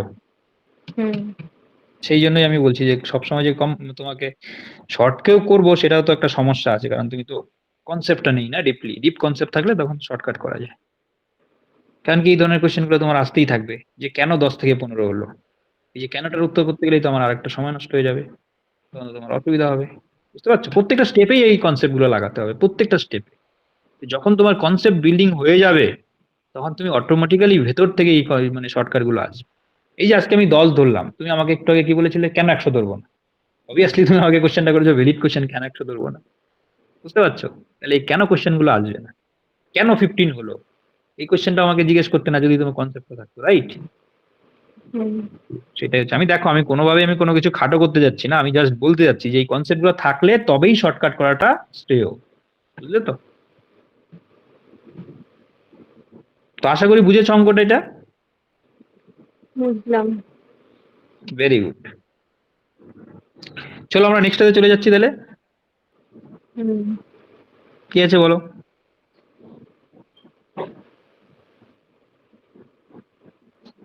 ঠিক আছে। 180 মিটার দৈর্ঘ্যের একটি ট্রেন এত সেকেন্ডে এত মিটার দৈর্ঘ্যের একটি সেতু অতিক্রম করলো, ট্রেনটির গতিবেগ কত? 180 মিটার দীর্ঘ একটা ট্রেন 50 সেকেন্ডে 220 মিটার দৈর্ঘ্যের একটা সেতুকে অতিক্রম করলো। আচ্ছা, প্রথমে তোমাকে বুঝতে হবে যে একটা সেতুকে অতিক্রম করার মানেটা কি। বলো তো, একটা সেতুকে অতিক্রম করার মানে কি? বলো। সাপোজ এটা হচ্ছে একটা ট্রেন, এটা একটা ট্রেন, ঠিক আছে? হুম। এটা ট্রেন আছে, ঠিক আছে? আমি এত আঁকতে পারি না, ভুলভাল ভাবে আঁকিয়ে দিলাম, ঠিক আছে? এই ট্রেনটা মনে করো এই সেতুটাকে অতিক্রম করবে,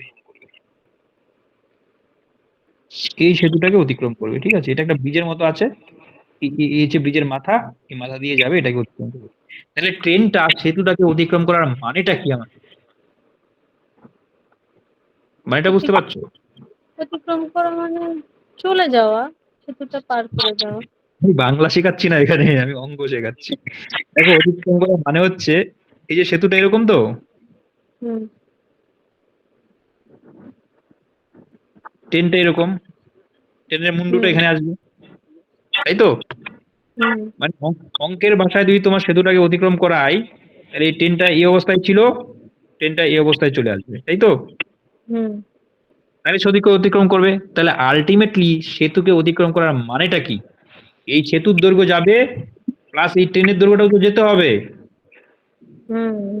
ট্রেনের ইঞ্জিনটা এই ট্রেনের পাছা থেকে, ট্রেনের ইঞ্জিনটার মাথা কিন্তু ইঞ্জিন নেই, মাথা ছড়িয়ে, সেতু ছড়িয়ে মাথা এখানে চলে গেল। বুঝতে পারছো? তাহলে ইঞ্জিনটা এখান থেকে কোথায় গেল? এখানে গেল। হুম। বুঝতে পেরেছো?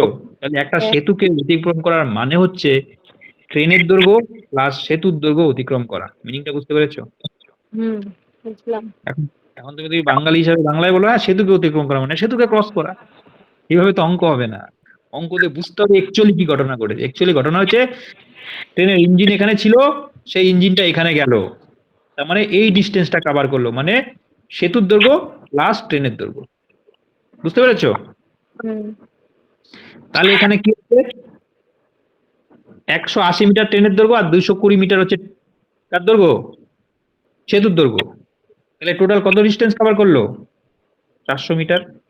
400। এই 400 মিটার গেল কতক্ষণে? 50 সেকেন্ডে, তাই তো? হ্যাঁ। তাহলে 8 মিটার পার সেকেন্ড। বুঝতে পেরেছো? দেখো বুঝতে পারছো কিনা। ট্রেনটা 400 মিটার যায় 50 সেকেন্ডে, তাই তো? তাহলে 1 সেকেন্ডে কতটা যাবে? 8 মিটার। হ্যাঁ। তাহলে এটা ডিস্টেন্স বাই টাইম, এটাই হচ্ছে কি? গতিবেগ। তাহলে এটা হচ্ছে 8 মিটার পার সেকেন্ড হচ্ছে গতিবেগ। কিন্তু কিন্তু কোশ্চেনের অ্যান্সারে কিন্তু মিটার পার সেকেন্ডে দেওয়া নেই, আছে কিলোমিটার পার আওয়ার। তাহলে 8 মিটার পার সেকেন্ডকে কিলোমিটার পার আওয়ার বানাও। পারবে তো? হ্যাঁ। কি করে? মিটার আর কিলোমিটারের সম্পর্ক। কি সম্পর্ক?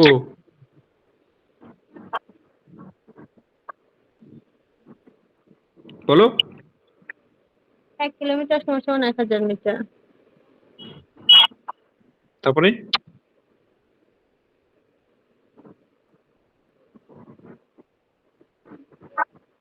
1000 মিটার থেকে আসতে হবে।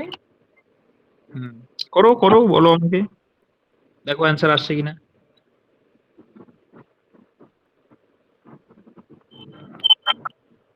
দেখছি।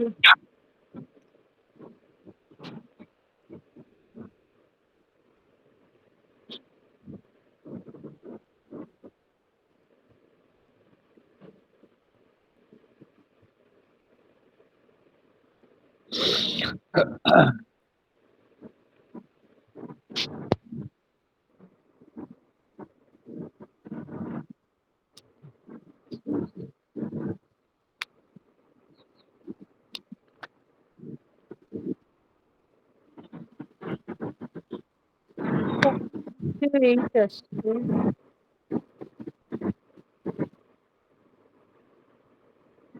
তা আসবে না মনে হয়। সেই জন্যই তো বললাম যে তোমার বেসিক জিনিসে তোমার এখনো গলদ আছে, বেসিক গুলো এখনো ক্লিয়ার নেই। দেখো, মিটার পার সেকেন্ড কথাটার মানে কি, আর একটা হচ্ছে মিটার, কিলোমিটার পার আওয়ার। ও এখানে আওয়ার, একটা ঘন্টা দিয়েছে আর একটা সেকেন্ড দিয়েছে।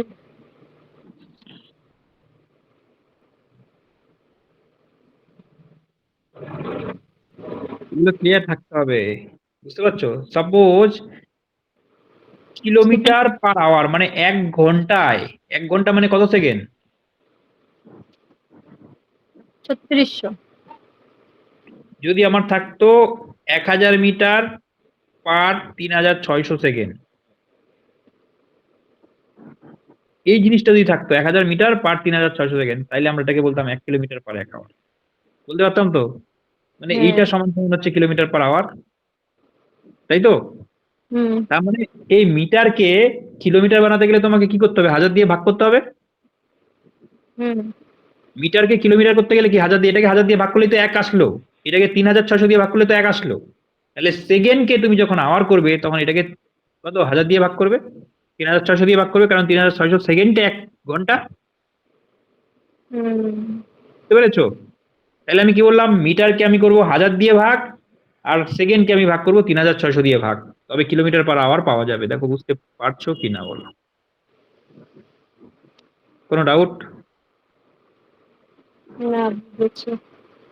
তাহলে আমাদের অঙ্কটাতে কি ছিল, আমাদের অঙ্কটাতে কি ছিল বলো তো? মিটার ছিল, meter per second. 8 metre per second ছিল। হ্যাঁ। তাহলে আমাদের অঙ্কটা ছিল এরকম, 8 metre per second, per second মানে 1 সেকেন্ড আর কি, তাই তো? হ্যাঁ। তাহলে এই মিটারটাকে তুমি কিলোমিটার করলে কি করতে হবে, 8 বাই বাই 1000 হাজার।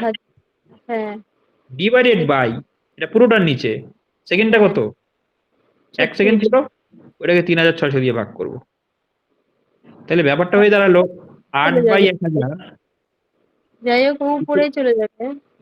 1/3600, বুঝতে পারছো?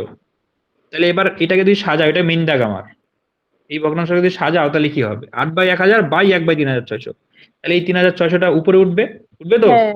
আর এই 1000টা নিচে আসবে, হুম তাই তো? তাহলে হুম 8/1000 ইন্টু ইন্টু। 3600, তাই তো? হ্যাঁ, এটা হয়ে দুটো গেছে। প্রকার, এই শূন্য এই শূন্য কাটলাম, এই শূন্য এই শূন্য কাটলাম, টু 2 দিয়ে কাটলাম এইট 3, কিলোমিটার 2 দিয়ে কাটলে 5। তাহলে আমার অ্যাকচুয়ালি 8 মিটার পার সেকেন্ড ছিল, এটা এখন কততে পরিণত হলো, এটাতে 28 পরিণত হলো। Kilometre per second. তাহলে সবসময় মনে রাখবে যে মিটার পার সেকেন্ডকে 18/5 দিয়ে গুণ করলে আমার কিলোমিটার পার আওয়ার হবে, বুঝতে পারছো? বলো। হুম এত কিছু করার দরকার নাই, এগুলা আগের থেকে শিখতে হবে তোমাকে, পরীক্ষার সময় শুধু ডিরেক্ট এটা করবে, যে মিটার পার সেকেন্ড আছে কি করব, 18/5 দিয়ে গুণ করব, এত কিছু তুমি পরীক্ষার সময় করবে না, এগুলো তো আগে করা, আগের শিক্ষা এগুলো, বুঝলে? হুম সেই জন্য ভালো স্টুডেন্ট যারা তারা কি করবে, 5 সেকেন্ডে কি করে করবে, যে 8 মিটার পার সেকেন্ড আসলো 18/5 দিয়ে গুণ করলো, বুঝেছো? এটা একদম মুখস্থ ঠোঁটস্থ একদম মাথায় যেখানে ইচ্ছা দেওয়ালে একদম খোদাই করে লিখে রাখো। তাহলে 8 মিটার/সেকেন্ড ছিল, আমি কি করবো 18/5 দিয়ে গুণ করবো। এই জিনিসটা যেন পরীক্ষার সময় অ্যাপ্লাই করতে না হয়, মানে ডাইরেক্ট তুমি করবে। এখন যেরকম দেখালাম না করে করে 1000 মিটার 1000 দিয়ে ভাগ করলাম, 3600 দিয়ে ভাগ করলাম, এই জিনিসগুলো করতে যাও না। কেন এগুলো যা করার এখন করে না। বুঝতে পারছো? তাহলে মিটার/সেকেন্ডকে কিলোমিটার/আওয়ারে প্রকাশ করতে গেলে কি করতে হবে বলো? 18/5। দিয়ে গুণ করতে হবে। বাস, একদম মুখস্থ করে নেবে। কি করে আসলো নিশ্চয়ই জানো, দেখিয়েছি। ওইভাবে আসলো। একটাকে 1000 দিয়ে ভাগ করবে, আরেকটাকে 3600 দিয়ে ভাগ করবে। তারপর 3600/1000 হয়ে গেল, কাটাকাটি করলে 18/5। তাই এবার কথা হলো বলো তো, 8 8 64, 4 6 8 1 14, 144/5। 5 দুগুণে 10, 4 44, 5 8 40, 4 39, 5 8 44, এরকম আসছে তাই তো? 28.8। দেখো অপশনে আছে কিনা 28.8 আছে। হ্যাঁ, ওইটা আছে। আমি অত শত করিনি, হয়ে গেছে আমার উত্তর অনেক আগে। Very good. বুঝতে পারছো কি করে হলো? এই হচ্ছে ব্যাপার। যদি এরকম ভাবে করতে পারো তাহলে ইজি। এবার উল্টোটাও থাকতে পারে। আজকে মনে করো এই অঙ্কটার অ্যান্সারটা মিটার/সেকেন্ডে আসছে, বাট তুমি যখন অঙ্কটা করতে গেছো তখন আসছে তোমার কিলোমিটার/সেকেন্ড আছে। 72 কিলোমিটার/আওয়ার। তুমি অঙ্কটা করেছো এটা আসছে, কিন্তু 4টা অপশন যেখানে দেওয়া আছে সেখানে আছে মিটার/সেকেন্ড। কোন অপশনটা চুজ করবে বলো? 1 2 3 4 বলো। কিলোমিটার/আওয়ার আছে, এটাকে মিটার/সেকেন্ড করবে, বলো কি করবে? হতেই তো পারে না। এখন যে হুম। অঙ্কটা করলে তুমি এটা মিটার/সেকেন্ডে আসলো, কিন্তু অপশনের মধ্যে দেওয়া আছে কিলোমিটার/আওয়ার। বাট তুমি একটা অঙ্ক করলে যেটা তোমার অ্যান্সার আসলো 72 কিলোমিটার/আওয়ার, কিন্তু কোশ্চেনের অ্যান্সারে 72 কিলোমিটার/আওয়ার নেই, 4টা অপশনই আছে মিটার/সেকেন্ডে। তখন তুমি কি করবে বলো? গুণ করতে হবে। করো, করে আমায় বলো কত।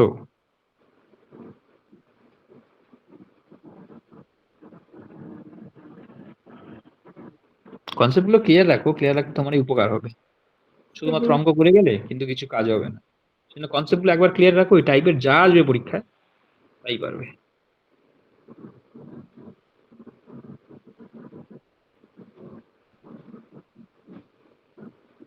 যেটা বলেছো তুমি ঠিকই বলেছো, বলো, গো হেড। কিলোমিটার/আওয়ার, তাহলে কিলোমিটারকে মিটার করতে গেলে কি করতে হবে? 1000 দিয়ে ভাগ করতে হবে। Very good. এই ভাগ করতে হবে না গুণ করতে হবে? ইস, এই দাঁড়ান। গুণ গুণ করতে হবে। আর গুণ নিচে করতে। আওয়ার ছিল 1 আওয়ার, 1 আওয়ার মানে 3600 সেকেন্ড, তাই তো? এই ওয়ান হুম। আওয়ারটাকে আমি 3600 সেকেন্ড লিখলাম, তাই তো? কিলোমিটার/আওয়ার ছিল। এবার শূন্য শূন্য কাটলাম, শূন্য শূন্য কাটলাম, 5/18। তার মানে গল্পটা উল্টো হয়ে গেছে। এবার কি করতে হবে? 72কে, আগে ছিল 18/5, এবার 5/18 দিয়ে গুণ করতে হবে। কেন? কারণ এটা মিটার/সেকেন্ড বানাচ্ছি। বুঝতে পারছো? হুম। বলো। 18 গুলো 4, 4 5 হচ্ছে 20 মিটার/সেকেন্ড। এখন তুমিই বলো, আমার অ্যান্সার হচ্ছে 72, কিন্তু অ্যান্সারে অপশনে কিন্তু 20 দেওয়া থাকবে। তুমি কি ইমাজিন করতে পারবে? পারবে না। তোমাকে করতে হবে। যে তুমি দেখলে 72 আসলো আমার, কিন্তু অ্যান্সারে কেন 20 30 25 15 এরকম দেওয়া আছে? মাথার টনক নড়বে, নড়বে। কিন্তু তুমি যদি জানো যে আমাকে এটা করতে হবে, তাহলে চট করে হয়ে যাবে। বুঝলে? হুম।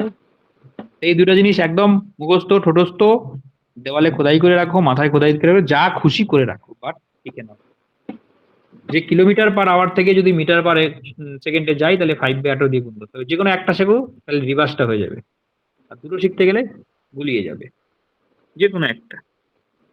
বুঝলে? হুম। চলো ফিরে যাচ্ছি আমরা আমাদের অঙ্কতে আবার। বলো নেক্সট কোনটা? মাধ্যমিক লেভেলের নার্সিং এর পরীক্ষা, তার এত ঘুর প্যাচের অঙ্ক। তাতেই দেখো এত লোক আছে, এত লোক এগুলো দেওয়ার জন্য, তোর নাম্বারও পাচ্ছে গাদা গাদা। কোটি কোটি লোক পরীক্ষা দেবে এবার। আরে আমরা বাঙালি না, আমাদের মাথার মধ্যে কিচ্ছু নেই গোবর। তুমি ইউপির থেকে দেখো কত লোক স্টুডেন্ট আসে, পুরো বিভৎস লেভেলে পড়াশোনা করছে। এই অঙ্কগুলো দেখবে নিমেষের মধ্যে এটার অ্যান্সার, এটার অ্যান্সার, এটার অ্যান্সার এটা। মানে ওরা কি হারে পড়াশোনা করছে, বুঝতে পারছো? গরুর মতো পড়াশোনা করছে। জন্তু জানোয়ারের মতো খাওয়া দাওয়া বাদ দিয়ে রাস্তাঘাটে শুয়ে থাকছে, পড়াশোনা করছে। মানুষ কি করে? নদীর চরে গিয়ে হাওয়া খায়। ঠিক আছে, ইউপিতে দেখা গেছে, ইউপিতে নদীর চরে গিয়ে একটা মাদুর বিছিয়ে ওখানে পড়াশোনা করছে, স্ট্রিট লাইটে পড়াশোনা করছে। ইমাজিন করো তুমি, ইজ ইট পসিবল আমাদের ক্ষেত্রে? বাঙালিরা আমরা যাবো? আমরা না। নদীর পাড়ে গিয়ে প্রেম করব, বাদাম খাবো, ছোলা খাবো, মোবাইলে হোয়াটসঅ্যাপ করবো, দুটো গান করব, এই তো হয়। কিন্তু ইউপিতে গিয়ে দেখো কি করছে ওরা। কেন ওরা সিলেকশন পাবে না বলো? আজকে আমরা গঙ্গার পাড়ে দিয়ে যাই, গঙ্গার পাড়ে গিয়ে এখানে পড়াশোনার পরিবেশ তুমি পাবে? পাবে না। সব হাওয়া খাচ্ছে, বাদাম খাচ্ছে। এই তো বাঙালির জীবনযাপন। যাই হোক, চলো বাঙালিকে খাটো করছি না। পড়াশোনা করতে হবে, কষ্ট করতে হবে, কাদা মাখাতে হবে, বুঝতে পারছো? জান দিয়ে দিতে হবে, তবেই হবে। এই পরীক্ষার মধ্যে আবার আমার বিএড-এরও পরীক্ষা। দেখো, এত তুমি যদি ভাবো যে আমার বিএড পরীক্ষা, আমার এই পরীক্ষা, তাহলে কি তোমার প্রেজেন্টটাকে তুমি নষ্ট করছো? আরে যেটুকু হ্যাঁ। পারা তো করো না, যা পারবে তাই করো না, নাথিং টু লুজ, রাইট? আর যদি তুমি ভেবে ভেবে ভেবে ভেবে সময় নষ্ট করো, তাহলে না হবে বিএড, না হবে এটা, মানে হুম। দুটো। আরে তাই, তার থেকে বেটার তুমি যা পারো তাই গেইন করো, বুঝতে পারছো? এত ভাবার দরকার নাই, চাই যেটুকু পারবে নিখুঁত ভাবে শেখো, সাকসেস হবেই, আজ না হয় কাল। কিন্তু তোমার নিখুঁত আসবে, ক্লারিটি চাই, একদম ক্লিয়ার হতে হবে। এই তুমি 300টা অঙ্ক করলে, 300টা অঙ্ক কিন্তু আমি করে দিতে পারি, পারি না একদিনে? হুম। একদিন বলে পার করে করিয়ে দেবো, কিন্তু লাভ নেই। না, না, আমি আমি ভেবেছিলাম যে দিনে 10টা করব। 10টার মধ্যে অন্তত 5টা কনসেপ্ট আমার ক্লিয়ার হলে, মানে হয়তো ক্লিয়ার, কোনোটা একটু ডাউট থাকতেই পারে। এক্স্যাক্টলি, দেখো ডাউট তো এদিক ওদিক থাকবেই, কিন্তু এরকম আমি যেরকম বোঝালাম এরকম ভাবে আবার বুঝবে, আবার ট্রাই করবে, আবার ট্রাই করবে, দেখবে ঠিক একটা সময় হয়ে যাবে। আর যখন হয়ে যাবে তখন আর ভুলবে না। 300টা করলে আমি বাকি যেগুলো থাকবে অন্তত ট্রাই তো করতে পারবো, যে বোর্ড ব্যাচ দিয়ে। এই জন্য তো মানে কনসেপ্ট, এই জন্য হুম, যেমন আজকে তুমি যে কনসেপ্টটা শিখলে, একটা কি কনসেপ্ট শিখলে? যে ট্রেন যখন একটা প্ল্যাটফর্মকে অতিক্রম করছে তখন কি হয়, টোটাল দৈর্ঘ্যটা হয় নিজের দৈর্ঘ্য প্লাস ট্রেনের দৈর্ঘ্য। হুম, এটা একটা হুম, কনসেপ্ট গেল। আরেকটা হ্যাঁ, কি কনসেপ্ট শিখলে? আরেকটা শিখলে যে আমি কিলোমিটার পার আওয়ার থেকে মিটার পার সেকেন্ডে কনসেপ্ট করতে পারি। কিভাবে হ্যাঁ, করতে পারি? 5/18 দিয়ে গুণ করে দিয়ে, বুঝতে পারছো? হুম, আর উল্টোটাও করতে পারি, যদি মিটার পার সেকেন্ড থাকে, মিটার পার সেকেন্ডকে কিলোমিটার পার আওয়ার বানাতে পারো কি করে? 18/5 দিয়ে গুণ করে। কনসেপ্টটা শিখলে। বৃত্তের হুম, কনসেপ্টটা শিখলে কি আছে? বৃত্তের রেডিয়াসের সঙ্গে এরিয়ার দেওয়া আছে, তাহলে পুরো আমি এরিয়ার ফর্মুলা বসাবো না, শুধুমাত্র দেখবো আর এর সম্পর্কটা কি আছে, আর এর সম্পর্কটা আছে আর এর স্কয়ারের সম্পর্ক আছে, ক্ষেত্রফলে আর এর স্কয়ার আছে। তখন কি করবে? তুমি 10 ধরবে, 10 ধরলে 100 হয়ে যাবে আর স্কয়ারে, তারপরে 50% বাড়িয়ে দিলে, এবার এটা হয়ে গেল 15 স্কয়ার হয়ে গেল। আরেকটা কি জিনিস শিখলে? 10 থেকে 50% বাড়ালে 15 হয়, এই জিনিসটা শিখলে। এগুলো হুম, নতুন নতুন গেইন করছো, রাইট? হ্যাঁ, একই না বলো? কারণ এটা তো তোমার কনফিউশন ছিল এতদিন যে 10 থেকে 15 হচ্ছে। তার মানে কি? 50% বাড়ানো মানে অর্ধেক বেড়ে যাও। তো এইগুলো হচ্ছে কনসেপ্ট, এগুলো নোট করে রাখতে হবে তোমাকে। তখন আবার যখন রিভাইজ করবে আবার রিমাইন্ড করবে এগুলো। বুঝতে পারছো? হুম, তো এই জন্য কনসেপ্ট কিন্তু প্রচুর আছে। আমি বললাম না, শর্টকাট ট্রিক শিখতে গেলে হাজার হাজার কনসেপ্ট তোমার তৈরি হবে। আর সেগুলো ভালো করে জানতে হবে। বুঝতে পারছো? সেই জন্য তোমার ও, যদি বেসিক জ্ঞানগুলো না থাকে তাহলে কিন্তু ট্রিক্স করে লাভ নেই। সে যত বড়ই পণ্ডিত হোক না কেন, যদি বেসিক থিং না জানে, সে ট্রিক্স দিয়ে কোনোদিন পরীক্ষা ক্র্যাক করতে পারবে না। আর উইদাউট ট্রিক্সেও পরীক্ষা ক্র্যাক হবে না, সে যত বড়ই পণ্ডিত হোক না কেন। তুমি পারবে? থিওরিটিক্যাল নলেজ তোমার যাই হোক না কেন, ট্র্যাডিশনাল মেথড তোমার যাই হোক না, মাধ্যমিকের ভাবে যদি আমি করাই, তুমি পরীক্ষা ক্র্যাক করতে পারবে? পারবে না। তুমি কেন, কেউ পারবে না। আমি নিজেও পারবো না যদি আমি ট্র্যাডিশনাল ওয়েতে পরীক্ষা দিই। পারবো? না, পারবো না। হয়তোবা এই অঙ্কগুলো একটা মাধ্যমিকের ছেলেকে দাও, ও করে দিতে পারবে, হয়তোবা পারবে। কিন্তু ওই পাড়া আর ওই পাড়ার মধ্যে ডিফারেন্স আছে না? তোমাকে ট্রিক্সে পারতে হবে।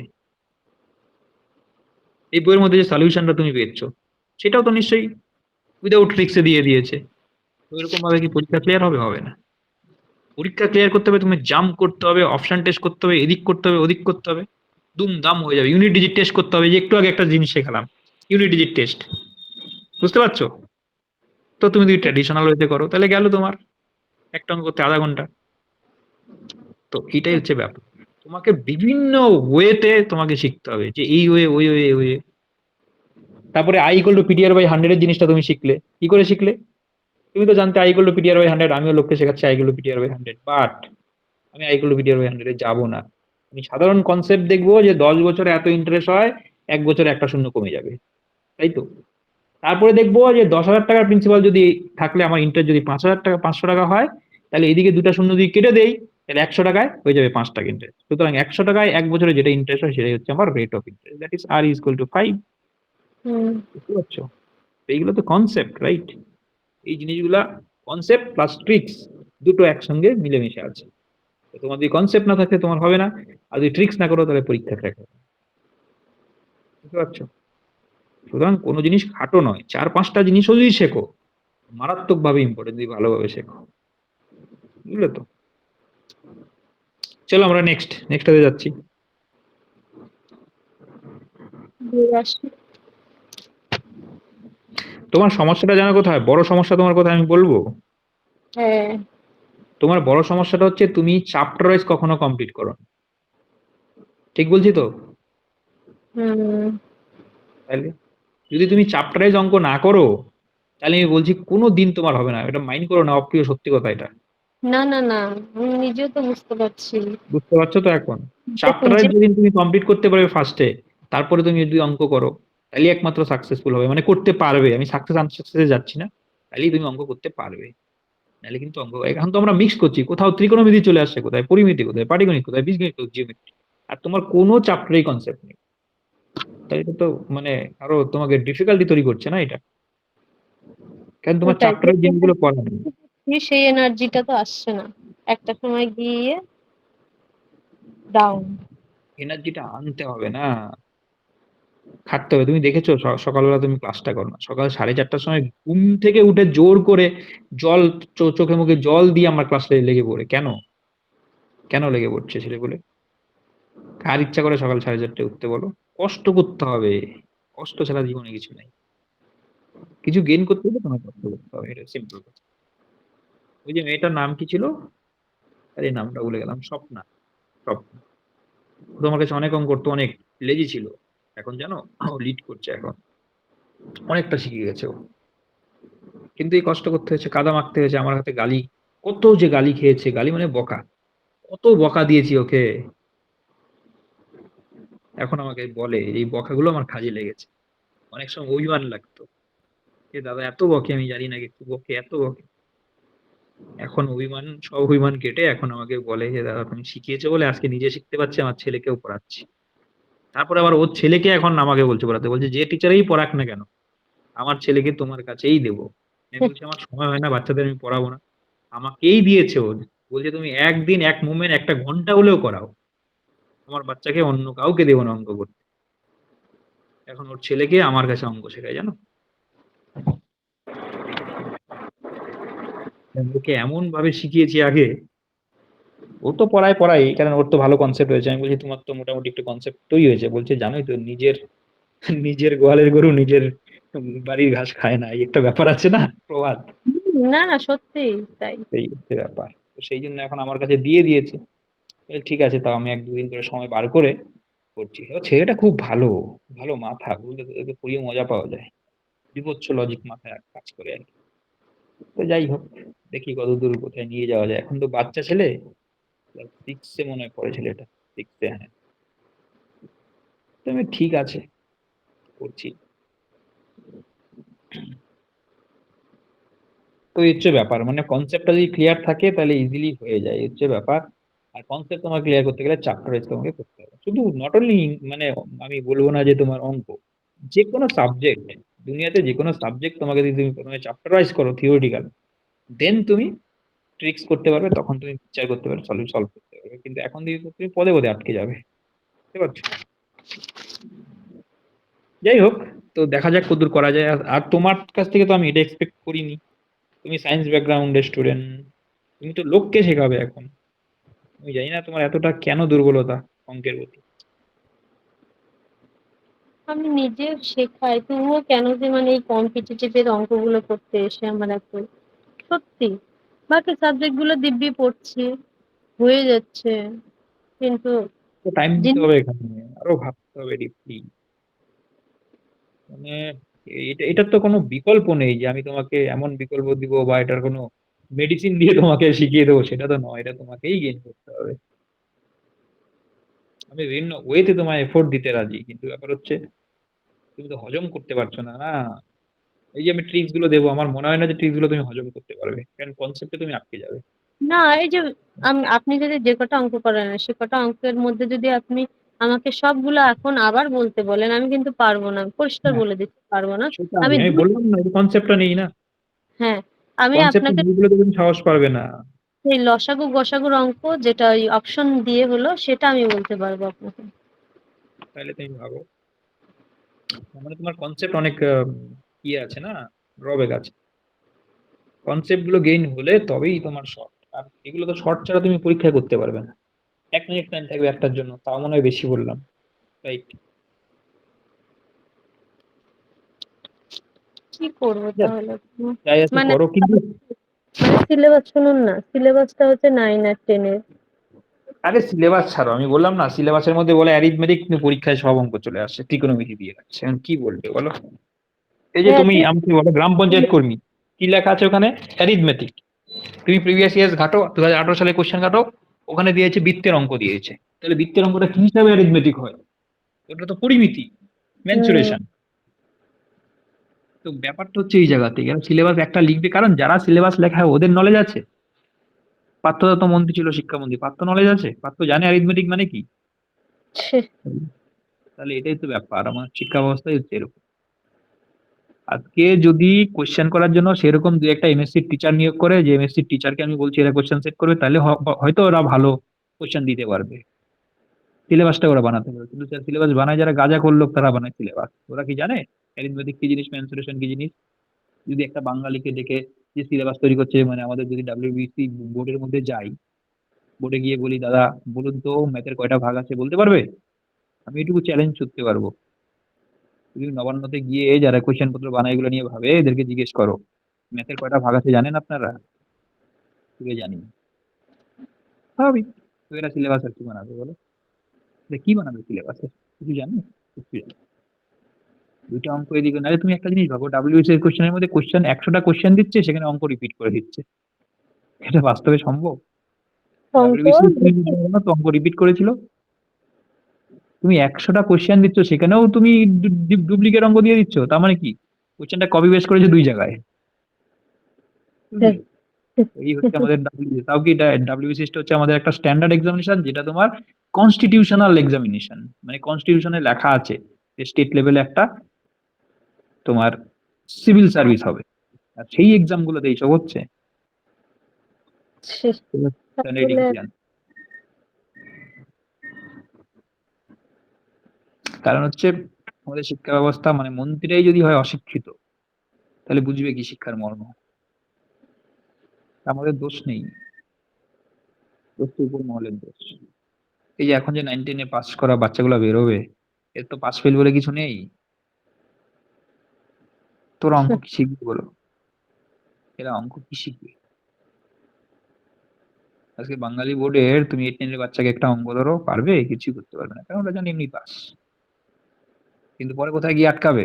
এখানে গিয়ে আটকাবে, যে তুমি যে জায়গায় আটকে পড়েছো ওই সব জায়গায় গিয়ে আটকে যাবে। হাই সেকেন্ডারি, মাধ্যমিক, গ্রাজুয়েশন পাস করলে নাই চাকরি, বেকার ভাতা পাবে। মেয়ে হলে তো ভালো, লক্ষ্মী ভান্ডার ঢুকবে, ছেলে হলে গেল, তখন কর্মচারী হতে হবে, আর কি করবে? তো এটাই হচ্ছে বাস্তব। চলো আমরা প্রসঙ্গক্রমে অন্য প্রসঙ্গে চলে যাচ্ছি, তাই না? হুম।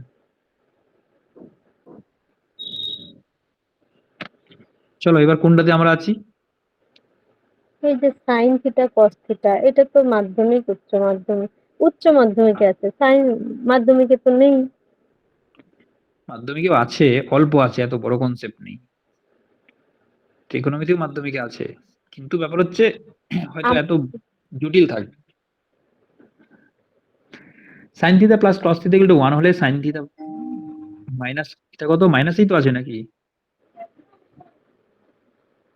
এই যে হুম। এটা হবে 82, 12 মিটার দৈর্ঘ্য, 8 মিটার প্রস্থ, একটি আয়তাকার মাঠের মাঝখানে দৈর্ঘ্য ও প্রস্থ বরাবর 4 মিটার চওড়া বড় ক্ষেত্র রাস্তার ক্ষেত্রে হবে।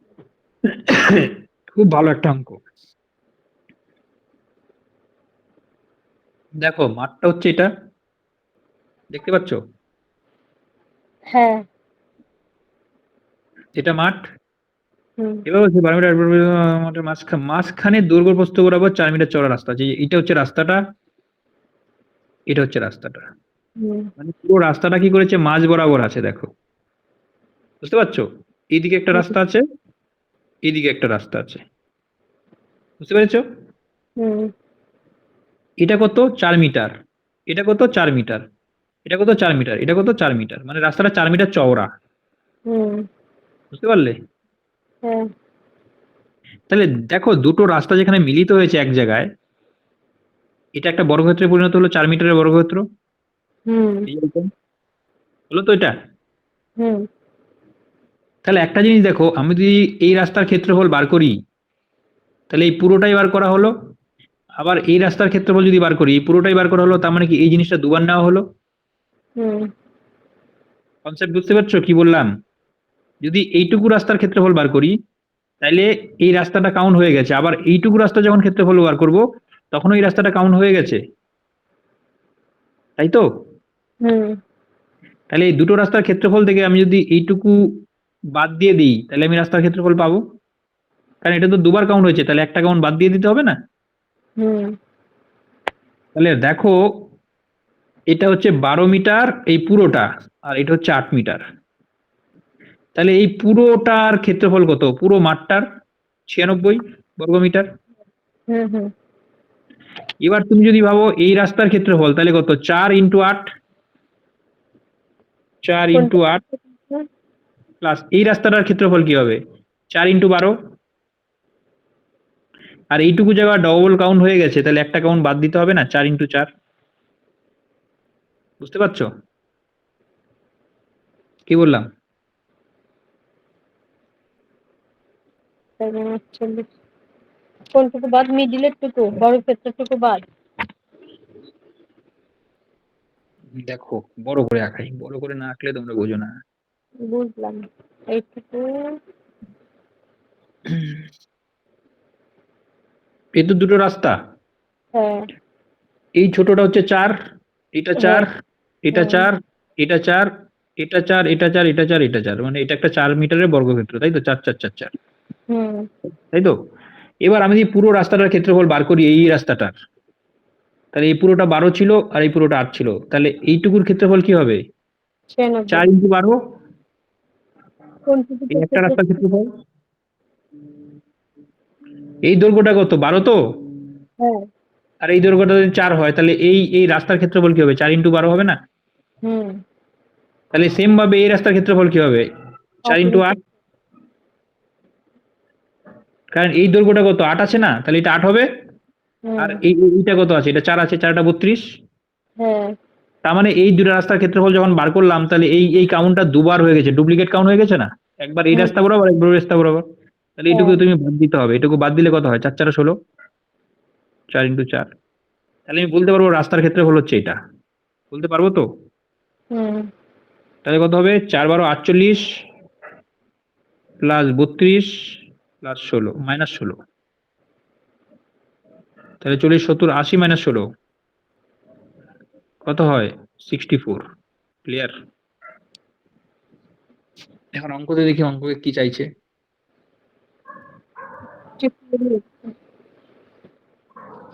দাঁড়াও অঙ্কটা তো পাই, দেখো 64 বর্গমিটার আছে, আছে তো, হয়ে গেল, অঙ্ক শেষ। এখন বলো তুমি বুঝতে পারছো কিনা। বুঝলাম। বুঝেছো, ভেরি গুড, এটাতে খুব একটা আহামরি টাফ ছিল না। হুম দুটো রাস্তার ডাইরেক্ট ক্ষেত্রফল বার করে মাঝখানেরটুকু বাদ দিয়ে দিবে, 4 × 4 = 16, কারণ এটা ডবল হ্যাঁ, কাউন্ট হয়ে। এইটা করতে পারতাম। প্রবলেমটা হতো কোথায় বলুন তো? মিডিলের যে বড় ক্ষেত্রটা, ওটা দিয়ে কি করবো? এইখানে গিয়ে আটকে যেতাম। হ্যাঁ, এই জন্য তো কনসেপ্টটা দরকার, কারণ এই ধরনের রাস্তা ওভারল্যাপ করে না, একটা আরেকটার উপর দিয়ে যায়, তাহলে এই হুম জিনিসটা দুবার কাউন্ট হয়ে যায়, তাহলে একবার কাউন্টটা বিয়োগ করে দিলেই তো হয়ে গেল আমার, তাই না? হুম আবার দুটোকে বাদ দেওয়া যাবে না, দুটো যদি রাস্তা বাদ দিয়ে দেয় তাহলে তো পুরোটা ফাঁকা হয়ে গেল, সেই জন্য একটা কাউন্ট বাদ দিবে, ডবল কাউন্ট হয়েছে, একটা কাউন্ট বাদ, বুঝলে?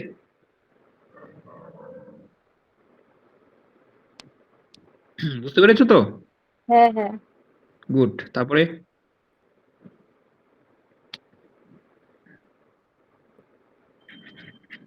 আচ্ছা, এটা হচ্ছে sine square theta plus cos square theta. minus 2 sin theta cos theta function 1. এটা 1 minus 2 sin theta cos theta equal to 1. এটা 2 equal to 0 minus 2 কিছু করতে যাবে না, এত ঝামেলাতে যেও না, শর্টে করো, শর্টে। করবো না তাহলে sine theta plus cos theta equal to কত আছে? 1। 1 1 মানে কি? 1 মানে কি? 1 মানে sin cos theta plus cos theta হ্যাঁ সেটা আছে, তুমি যেটা বলছো sine square theta plus cos theta 1। এটাকে একটু 90 একটু অন্যভাবে করা যায়।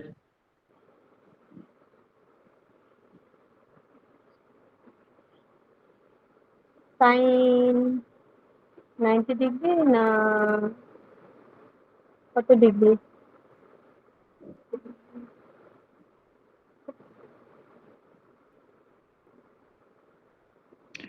এটাকে তুমি একটু অন্যভাবে করবে।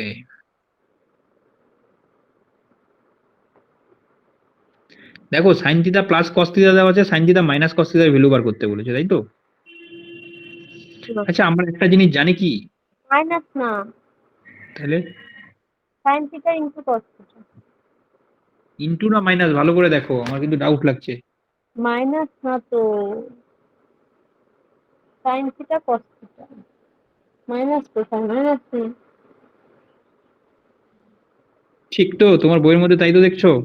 হ্যাঁ, আপনার বইয়ের মধ্যে কি আছে আমার দেখি? বই কোথায়? আমি তো তোমার স্ক্রিনশট দেখতে পাচ্ছি। এই নেই, ইনটু ইনটু মাইনাস না, ওই যে একটা ডট দেওয়া আছে না, ওটা একটা ডটই, মাইনাস না। Sine theta into cos theta. আচ্ছা যদি এরকম হয়, আমরা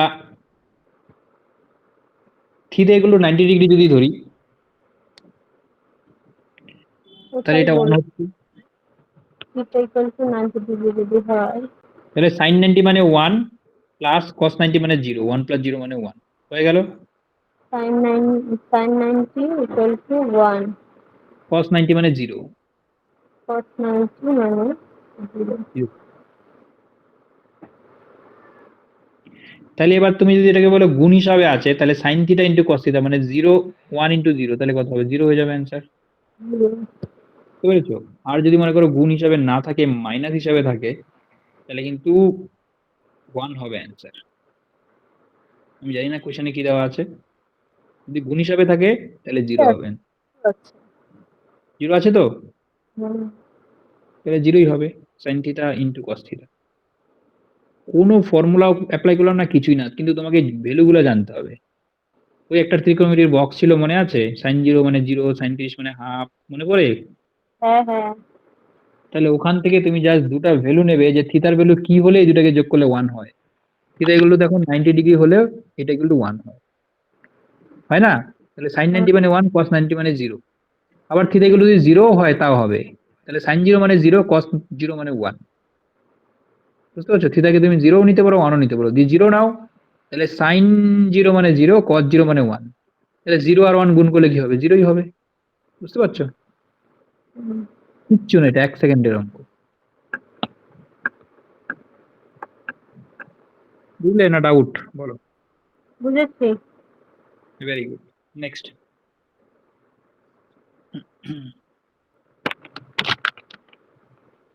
নেক্সটটা পড়ো, জলদি পড়ো, জলদি পড়ো। 84 1470 কে কোন ক্ষুদ্রতম সংখ্যা দিয়ে ভাগ করলে ভাগফল একটি পূর্ণবর্গ সংখ্যা হবে? এত কোন ক্ষুদ্রতম সংখ্যা দিয়ে ভাগ করলে ভাগফল একটা পূর্ণ বর্গ সংখ্যা হবে?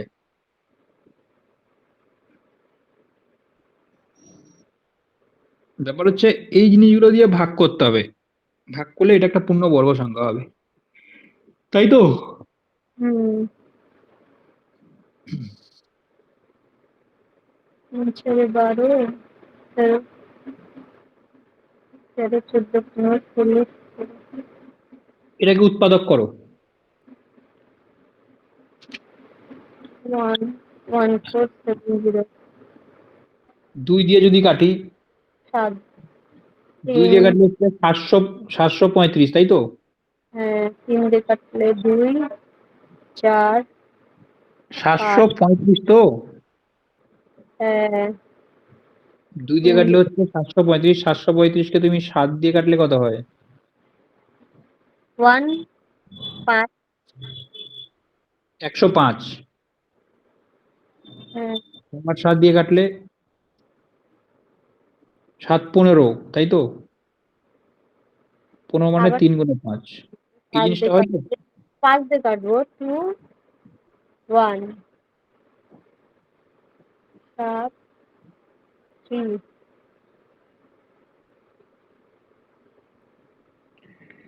এই জিনিসটা হয় তো? দেখো, 2 গুণা 7 গুণা 7 গুণা 3 গুণা 5, হয়তো?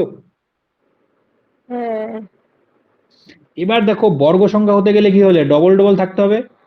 তাহলে এই জিনিসটা আছে ডবল, আর কোনো কিছু ডবল আছে কি?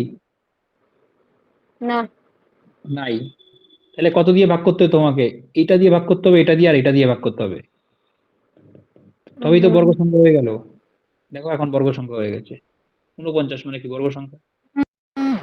মানে যেগুলো সিঙ্গেল আছে সেইগুলো হবে আনসার।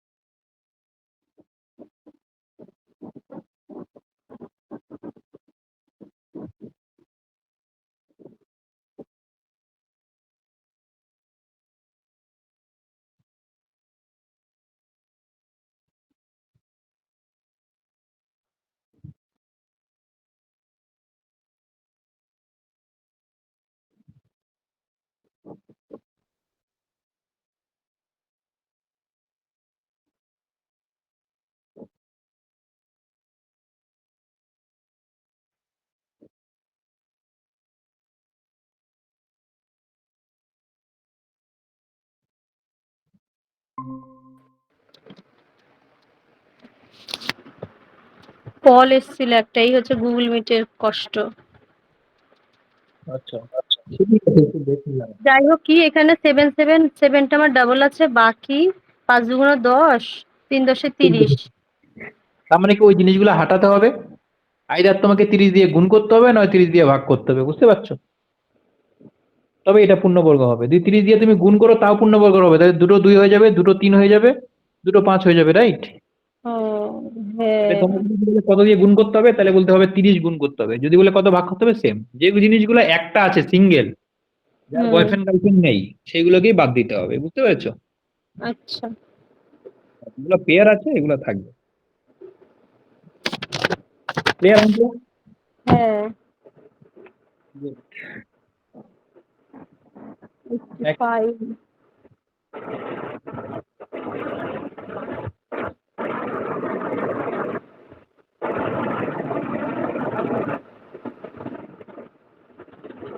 একজন পিতা এবং তার পুত্রের বয়সের যোগফল 45। তাহলে বাপ বেটাকে যোগ করলে কত হবে? 45। হুম চলো বাপ বেটাকে যোগ করে দিলাম, 45 হয়ে গেল। তারপরে কি বলছে? 5 বছর আগে তাদের বয়সের গুণফল পিতার সেই সময়ের বয়সের 4 গুণ ছিল। দেখো, পিতা ও পুত্রের বয়সের যোগফল যদি 45 হয়, প্লাস সন 45, তাই তো? হুম ফাদার প্লাস সন 45, পিতা পুত্র। হ্যাঁ 5 বছর আগে ফাদারের হচ্ছে f-5, আর সনের হচ্ছে s-5। দুজনের 5 5 কম থাকবে। তাহলে এটা কত হয়ে যাবে? 40, এই না না সরি 35 হয়ে যাবে না? 10 কমবে না দুজনের মিলে?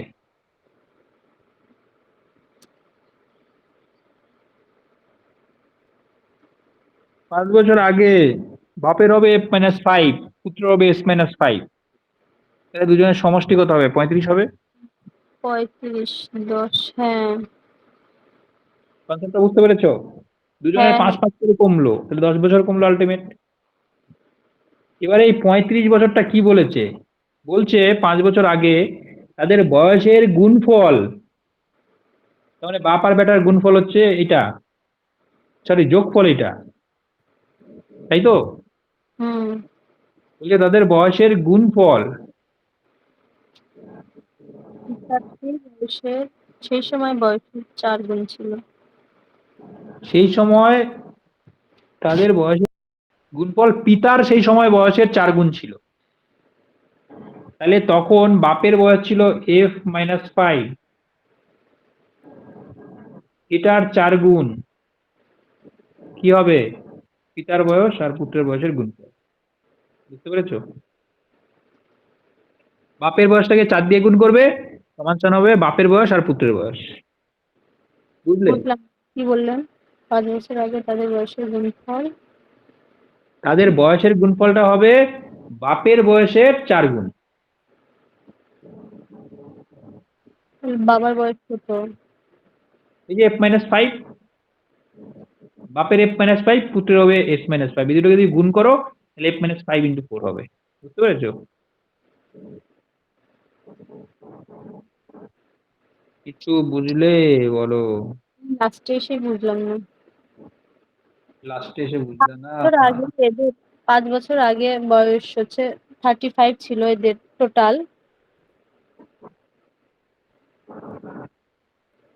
তাদের 5 বছর বয়সের আগে, 5 বছর আগে, 5 বছর আগে পিতার বয়স f-5, পুত্রের হবে s-5, এটুকু তো বুঝেছিলে।